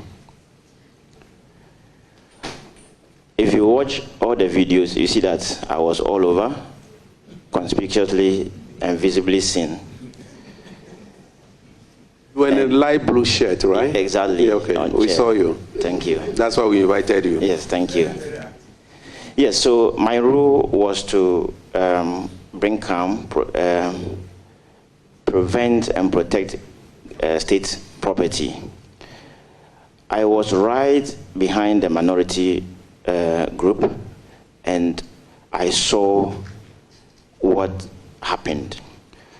The message came from Honorable Minority Leader to Honorable Anodampre, and then he transmitted it to Honorable Jerry to tell the caucus members that they were not going to participate in the vetting of the nominees. So I quickly went to Honorable Jerry and told him that they needed to do that because looking at the people who came, they needed to clear them so that they can go home. Some people were from far places. He said, no, it won't happen. And then I stood aside. I engaged, in the video you saw, I engaged most of the minority groups to persuade them. And I even suggested to them that they should go into conclave and dialogue with our leadership so that this thing should not degenerate into a different thing. No, they said, not everything that you have to dialogue. So I stood aloof, aside. Then, all of a sudden, Honorable Anodampre started issuing command that they should pull the tables apart. So in one of the videos, you will see that I was the one he shouted to ask me, who are you? So upon seeing that, I went to him and tapped at his back gently. And I said, Honorable, you are a leader. You don't need to do this and destroy the state property. And the video, it was captured clearly. You don't need to spoil the state property. So he turned and looked at me and then quizzed me, who are you? So I calmly answered him, I'm a member of parliament for Blue West. And he said, it won't happen. That was the way he used, it will not happen. I said, no, but you have a better way of doing this, not by agitation and aggression. So he continued with the process. So in the video, you saw that I held two people's hands. One was Honorable Baefi. He attempted, should I say, struggling or going physical with Honorable Bezo. Yes. And then I held his hand just to prevent that. He struggled, and then I told him, calm down. You saw in the video, I was just trying to calm both sides, calming them down. Calm down. It hasn't gotten to that. Don't do this. So it was a smile all this while with them, persuasion and all that. Then they went ahead. The command kept coming, pull the table and the gadgets apart. That was when we also started. The command came from who? From Honorable Anodam Prayer. Okay. So that was when we also started pulling the tables apart as they pulled them, pushing them together as they were pulling them apart. You and who? Myself, I saw this honorable man, one Honorable Dakbe, and then one from Bia East. Is it Bia East? Charles Asedu. Charles Asedu was there, and that guy too. So, okay. So we were trying hard to keep the tables together so that the process could continue. In the process, they were overpowering us with their force. That was when Honorable Chief Whip came in to support us there so that we could keep the tables together. And then there was a space as they pulled the tables apart. The Honorable Jerry got in between the tables, still was pushing it away. That was when the gadgets started falling apart and all that. So you saw me holding the table. It wasn't like I was trying to, destroy the table. But as Honorable Jerry was trying to pull it, we resisted it, and it felt like he has to raise it. So counter-resistance must happen to bring the table down. That was when you saw me in the video raising the table. The table came down, and surprisingly, that the leg, one of the legs that was in touch with the ground got broken. But the one above, one of them above, was not broken. And that was the second time I held another honorable's hand. So one honorable man intentionally broke the leg of the table. So in an attempt to do that, I held the hand. Okay. And then... Who is that honorable man again? Who broke the leg intentionally? I can identify the person by his image. We'll be inviting you again tomorrow. Some of you will be coming back tomorrow. We've noticed that some of you were actively involved. Yes. Today we are just taking witnesses. And then tomorrow, those who were actively involved, including yourself, will be here again. And so we'll show you the video where you were involved, where you lifted a table, or preventing the table from being lifted. Exactly. And so there are questions, follow-up questions that we'll be asking you tomorrow. And so I'll leave my colleagues if they have any question concerning witnessing.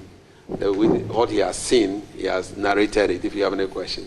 So that tomorrow we can go deeper into the main issues. Thank you, Chairman. So, the real reason why we saw you moving around and we saw you actually very busy was to avert the distraction which was about to be caused by reason of the commission. That's the reason why you were moving around. Honorable Chair, that's right. That is so.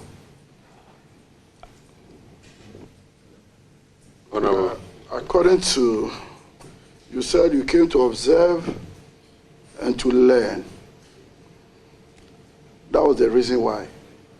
You did not get any call from the leadership of the majority caucus to come in. Honorable Chair, no, I was here before the incident started. Are you very proud of what you did? Honorable, can you please? I'm asking you whether you are very, very proud of what you observed. Honorable Chair, no. Issue that I thought could easily be resolved amicably by dialogue or going to conclave, which I personally told them to do that, degenerated into a different thing altogether, so I wasn't proud. And as a first-timer, I knew before you came to Parliament, you had a very high expectation. So, what is the picture now about what you saw? What is the picture?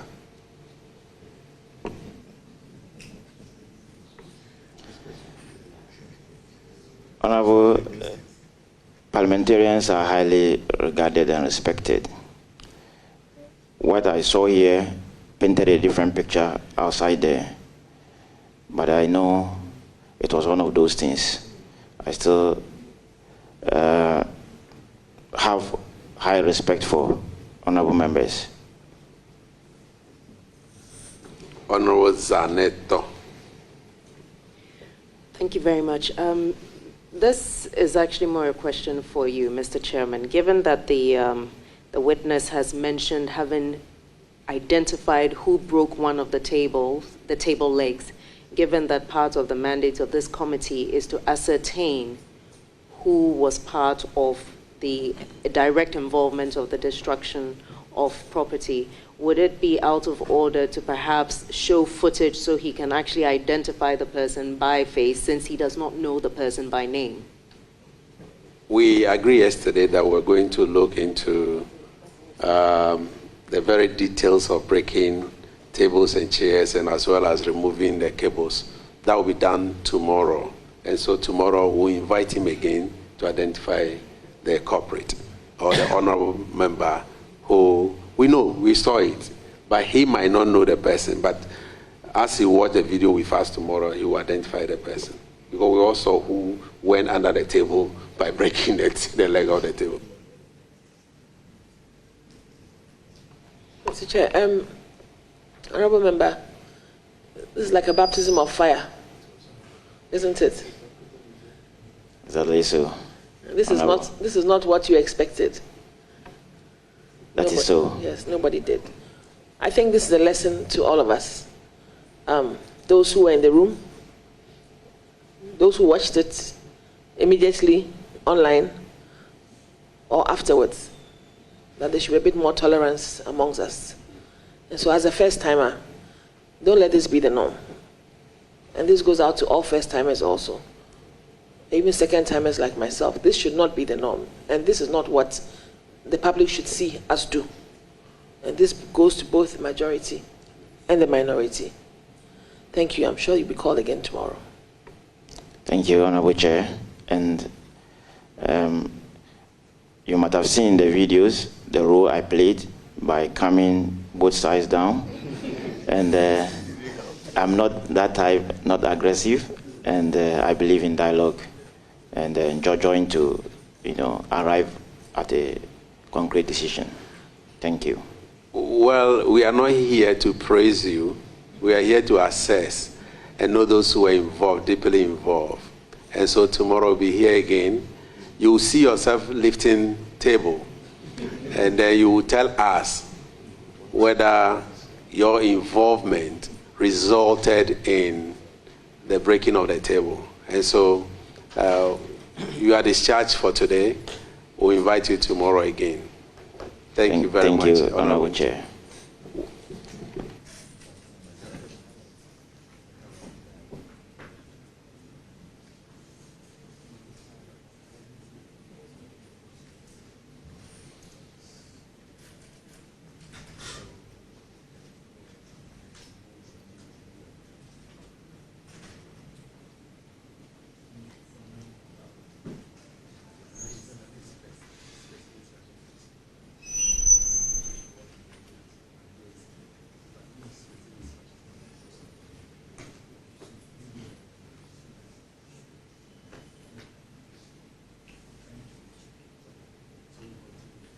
We'll call the next witness, Honorable Gakpe. Yeah. Okay. So whilst doing that, we will ask the cameras for the Parliament. We can go to Parliament chambers now, but we will continue with the witness, taking the witness statement. Thank you.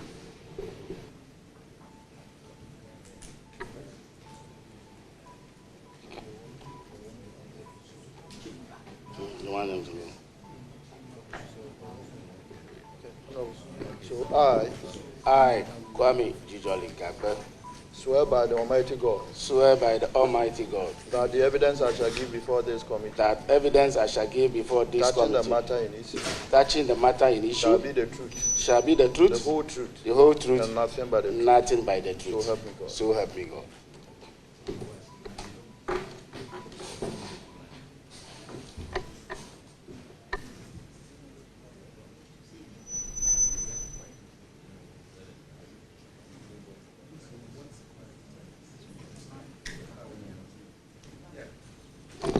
Honorable Kwame Gakpe, we know you are not a member of the appointment committee as per the names that we have here.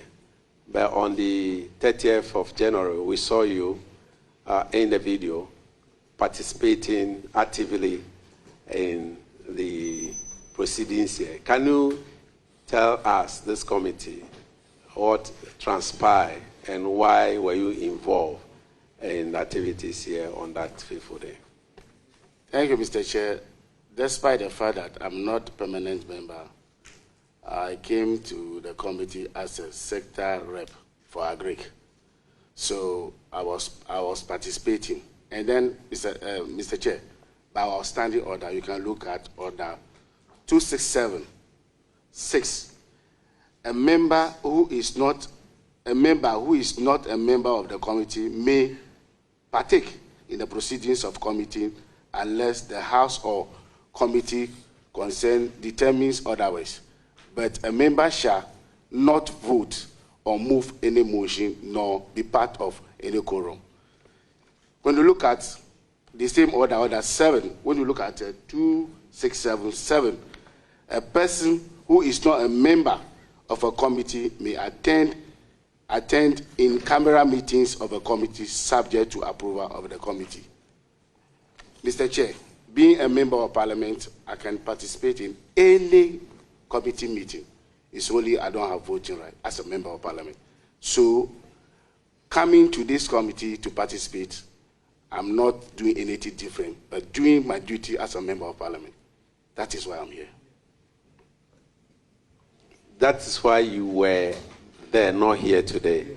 That's why you were there on the 30th. Because the committee meeting is here, that is why. Okay, so Honorable Gakpe, what did you witness on that day? Because we saw you in the camera, we saw you in the video, actively involved in the process.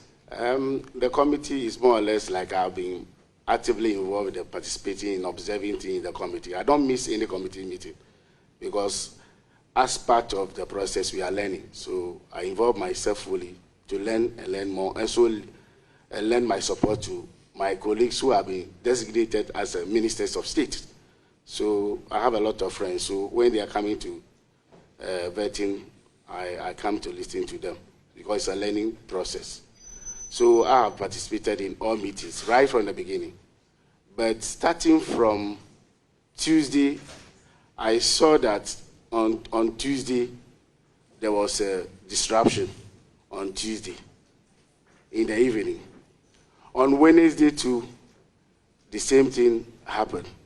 That is why the speaker of the minister designate for trade and then children and women affairs also were here. They were not able to vet them, and then there are a lot of chiefs and people were here. You can imagine you bring a lot of these chiefs who are prominent chiefs with your supporters, and you are not being vetted. It's put them. Some of them were so sad. So based on that, Thursday, the Wednesday, the issue happened. I would say simply that the issue that happened is just a takeover. I see it as a coup. Because if you have a committee who have membership and you have a quorum to proceed, you can proceed, but it's a takeover. Honorable member, just tell us what you saw, Yes, what so you witnessed on that day. I say what I witnessed is like a takeover. It's exactly what happened. Because if you are in a committee, you don't want to participate, you walk out. But disrupt the activities of the committee, where the committee have quorum to proceed. So it's a takeover. That's how I look at it. And then I saw that the truth of the matter is that Akando was a proxy. And that's what I'm saying. Because Honorable Akando was a proxy. The reason why I say it was proxy is because the moment Honorable Okujeto arrived and I ushered Honorable Okujeto to go and sit down, the majority leader came hard on me that I should stop what I'm doing. Why is the minority leader? That why? What am I should stop that? And I say, so I can't usher in my own brother, offered him a seat to sit. Is it a crime? So to be truthful to you as a committee, Honorable Okujeto Blacko was the target, not Akando. Akando was just used as what? A proxy. The target, the whole thing focused on disruption. Everything that happened in the committee room is because of Honorable Okujeto Blacko. Because I was among them, I've been here with them, they were saying they will grill him, they will show him, they will not allow him to be evicted, and they say all that as a part of the strategy to disrupt his vetting. So for me, that's it. And then I had a minority leader. Before this committee, I want to tell you on authority, I might be factual. The clerk was attacked, and then was saying that he's a partisan clerk, and then why, if you swear in Akando, he will see, they will deal with him. To be truthful to this committee, the clerk in question, she's my direct auntie, and I'm a family to the clerk. So threat of such data also actually affect me myself. When I was sitting down, my auntie was being vilified, partisan person, they would deal with him and all that in the full glare of the camera. Are you inciting your people against my family to be lynched or to be killed? I was so devastated, and I was so happy about that. And even that day, I have to organize press conference to condemn the minority for attacking an innocent clerk who have worked here for 19 good years without doing anything. He takes instruction from the chair. He doesn't take her own instruction. And Anodompre also use word. Honorable Anodompre. Yes, sir, we will meet you. We will deal with you. These are the issues. Leaders in parliament, these are kind of messages coming from somebody who is working as a parliamentary staff. I mean, it is unjustified, it is uncalled for, and then I think they should render an unqualified apology to the clerk of the parliament. In addition to that... That one doesn't lie in our... I'm sure yes, the honorable minority leader did that yesterday. So, honorable member, it looks like all the things that you've just mentioned were what we witnessed in the video. And so we will ask colleagues if they have any question for you. Otherwise, we will take the clerk now because he has to attend upon other parliamentary works in the House. So, colleagues, before you move on, some of us, based on what happened, we need to protect state property. So when you go to Article 41, under the Chapter 5 of Directive Principles of State Policy, Article 41 states and stipulates, especially the F, to protect, preserve public property and expose or combat misuse, waste of public fund and property. It is clearly stated. So we are here just to defend members of parliament, to defend the constitution of Ghana. And exactly that's what we did. And then when you look at the same article, you look at article, the same 41K, to protect and safeguard the environment. At that time, the environment was not good. So at that time, even the marshals were helpless. They were there, but they were helpless. And one thing I found out is that issues relating to members of parliament, the police and the marshal are very hesitant because they have that respect for the members of parliament. So they don't want to go in like they are arresting or doing anything. So as members of parliament, we need to comport ourselves to avoid such situation. Thank you very much. Thank you very much, except to say that the 41K to protect and safeguard the environment wasn't talking about the environment where there was fighting. It was talking about the surrounding and the ecology. Thank you. Colleagues, do you have any question for me? Honorable Gaki, thank you for your vivid description. Moving forward, what do you think Parliament should do to avert such situations in the future? Moving forward, I think we need to reorient our people, especially the first timers, because sometimes when people give unlawful order, if you know you're right, you can disobey. And then I was attacked by the former trade minister, for just making sure that we protect the tables and the chairs. The former the sports minister was also part, and then the former deputy transport minister was also part, who eventually fought with our chief whip, is also part. So that is what I would say, that in addition to that, as a members of parliament, the people hold as high esteem. So we should do the needful not to be engaging in such activity to lower our morale, because the activities actually lead to tarnishing the image of parliament as well as ourselves. And then we want to use the platform to apologize to the people of Thank you very much. All the people you've mentioned, we've also watched the video, and they are supposed to be here tomorrow.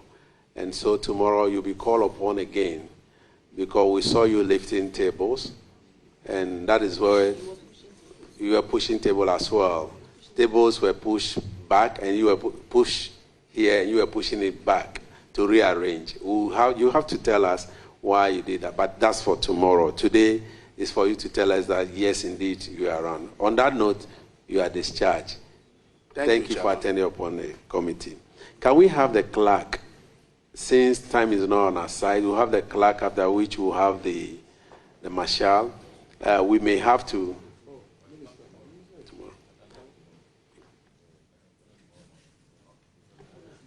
So we want to take the clerk and the whip, marshal. Maybe the rest of our colleagues will do that tomorrow, so that we'll take you tomorrow, because we need to get back to the chamber. I, Gipti, Nuna, Ami, Jiagi, Koba. Swear by the Almighty God. Swear by the Almighty God. That the evidence I shall give before this committee. That the evidence I shall give before this committee. Touching the matter in issue. Touching the matter in issue. Shall be the truth. Shall be the truth. The whole truth. The whole truth. And nothing but the truth. And nothing so but help the me truth. God. So help me God.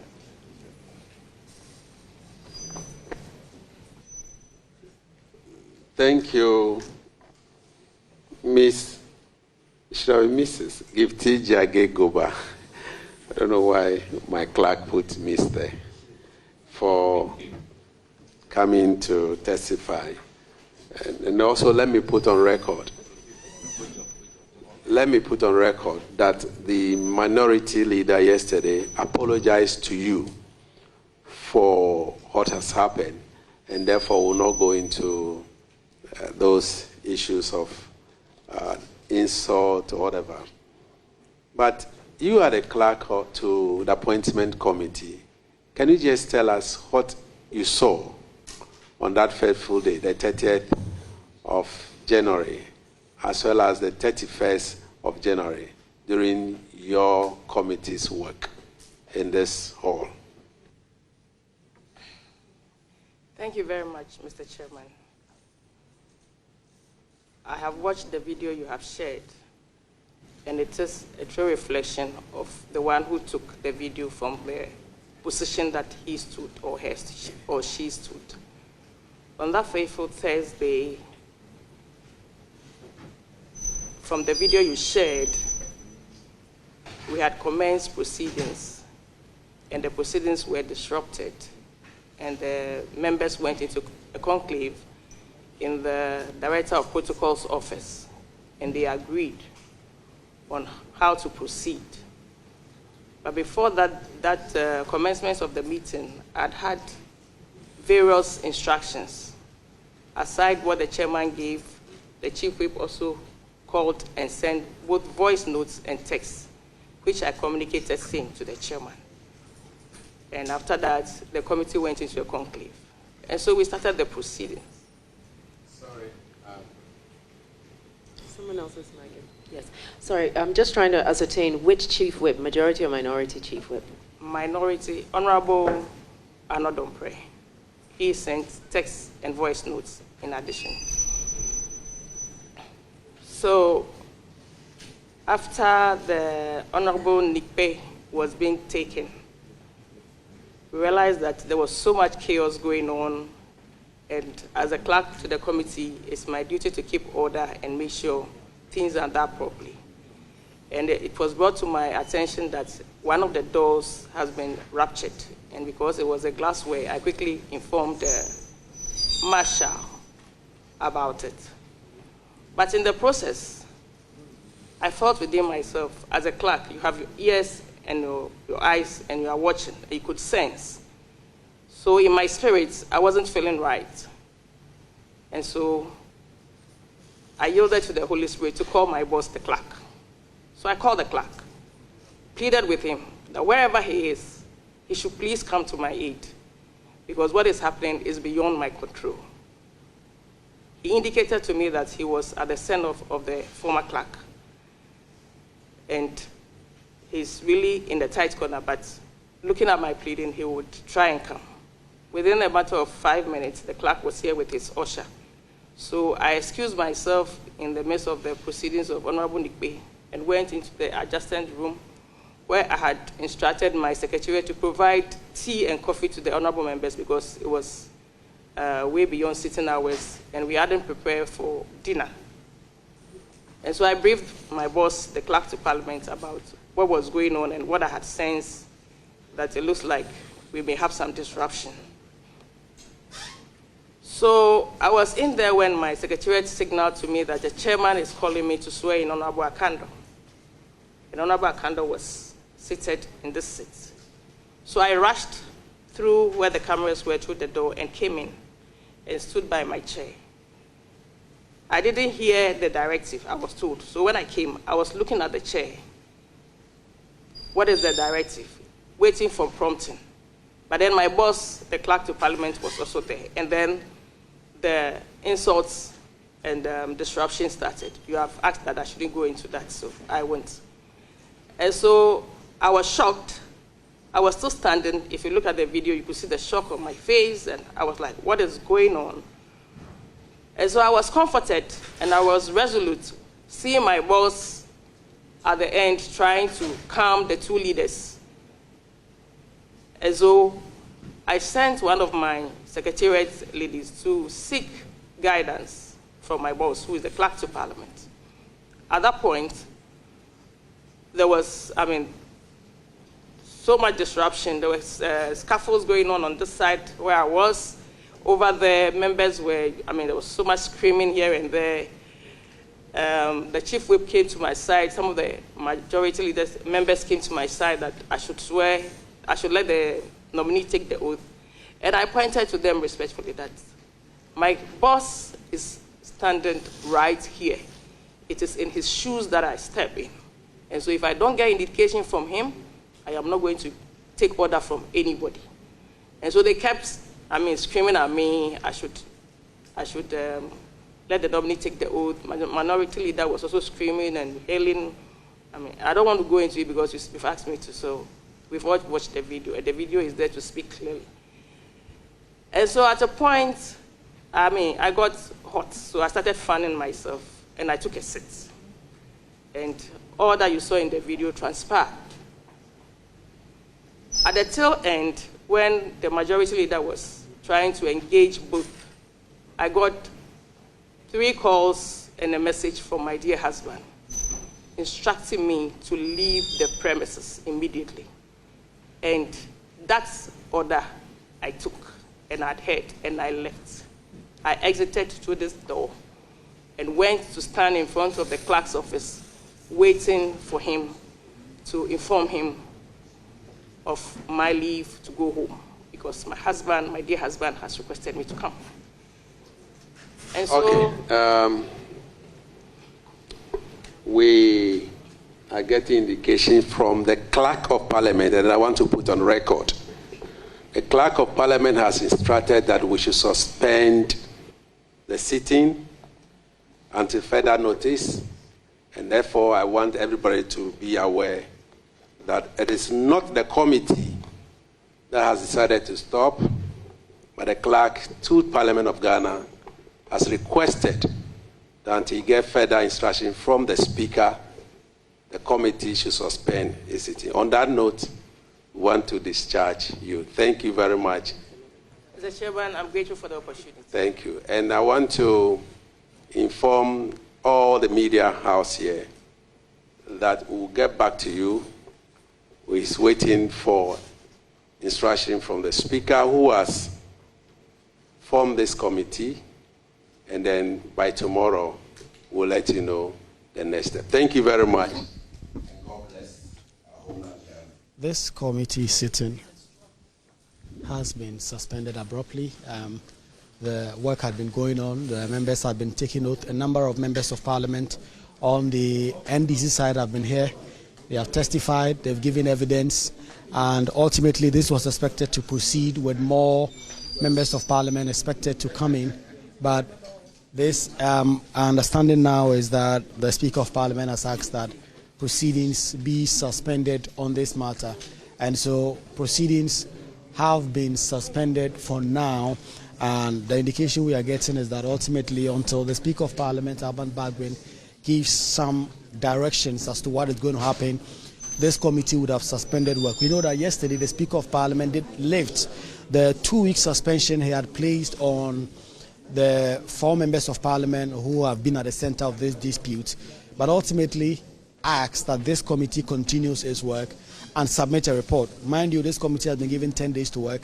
The 10 days started counting on Monday, because the directive was given last week, Friday, before sittings ended. And the committee, through to its work on Monday, started. They held some meetings, they did a news conference, and then started watching some of the videos, and ultimately decided that today they will hold public hearings. They have indeed started hearing. They've heard from the Majority Leader, Mahama Yarika. They've heard from First Deputy Speaker, Bernard Ahiafor, former Majority Chief Whip, Kwame Governs Abuja, and a host of minority MPs. They have heard from all of them, and the expectation was that they were going to go on.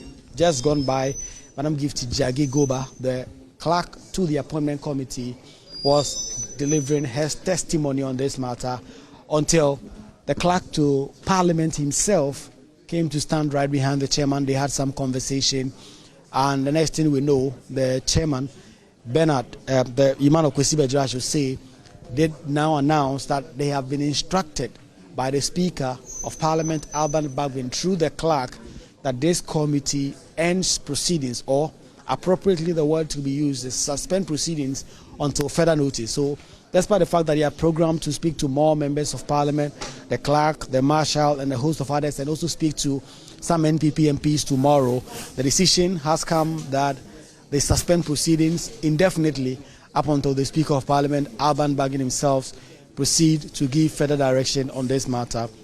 MPs have been here to give their own account in terms of what exactly might have happened when the confrontation and the chaos that broke out at the appointment committee. The committee started by playing videos from the day. Yours truly, Joy News, the footage that we recorded on that day have been on display for nearly half an hour, explaining and showing all the various parts of all that happened before that set the center stage for the conversation and the testimonies and the questions of members of Parliament who happened. And so that has happened up until this suspension from the Speaker of Parliament, Alban Bagwin, directing that this matter be put on hold. And we will proceed to get the chairman, who is speaking to colleagues, and get an understanding of what is going on. was with her. He even asked questions. Along the line, he requested that he want to meet with his leader.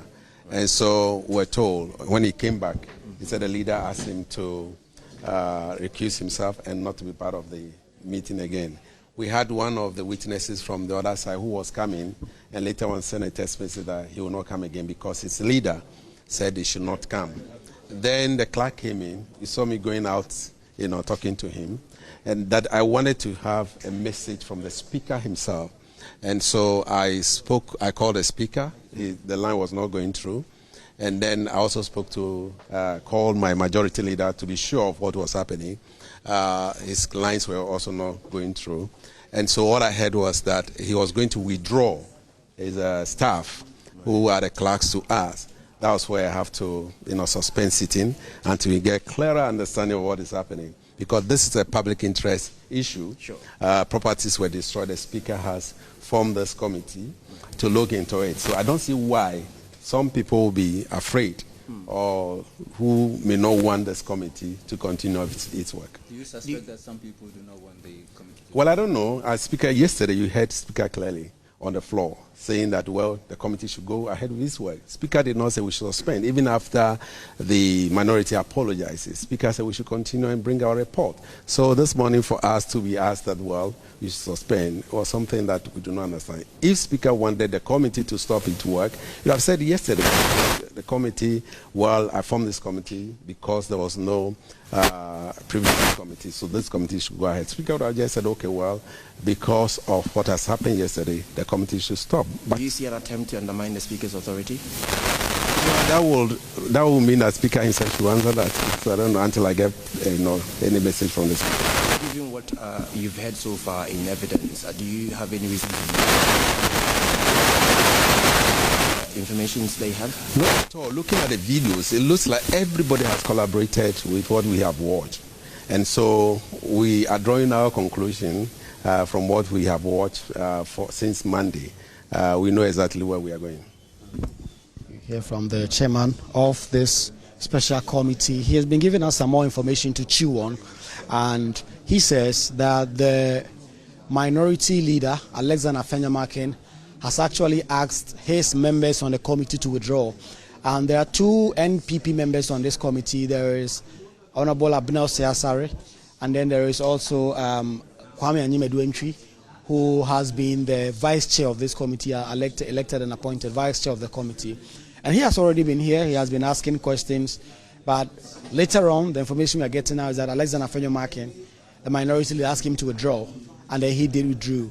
And then they also had some NPP MPs that they had programmed to question and to also come here and come and offer their testimony. They've also sent a text message to the committee that they are unable to offer any testimony because, as far as they are concerned, their leadership have asked them to withdraw and not to come before this committee and offer any testimony. Chairman says ultimately he's surprised about that. He has tried to reach the Speaker of Parliament and his leadership. He hasn't been so successful. But the clerk to Parliament himself has spoken to him, and ultimately the decision is to put on hold some of these hearings until further notice. And so the committee will get back to the Speaker, who tasked them to do this job, get some clarity what exactly is happening by virtue of all that we've come to hear about the minority's insistence that this perhaps should not proceed. And what would that mean for the committee's work ultimately? These are issues that will be resolved in the coming days. I'm sure the Speaker of Parliament will be willing to speak to this and be willing to give consequential directives as to whether or not this committee must continue its work or must put that on hold. All that is in the bosom of the Speaker now. But for those of you just joining, this is the special committee set up by the Speaker to investigate the chaos at the appointment committee. It's been good since morning. They've been hearing testimony from nearly a dozen members of Parliament and other staff of Parliament. They've heard from them. And ultimately, this has to end abruptly because the minority have withdrawn. But not only that, the clerk to Parliament himself has come in here and has asked that, given some conversations that have been had in the back, this committee be put on hold or be suspended up until further notice. My name is Kweku Asante, reporting for Joy News, Parliament House, Accra.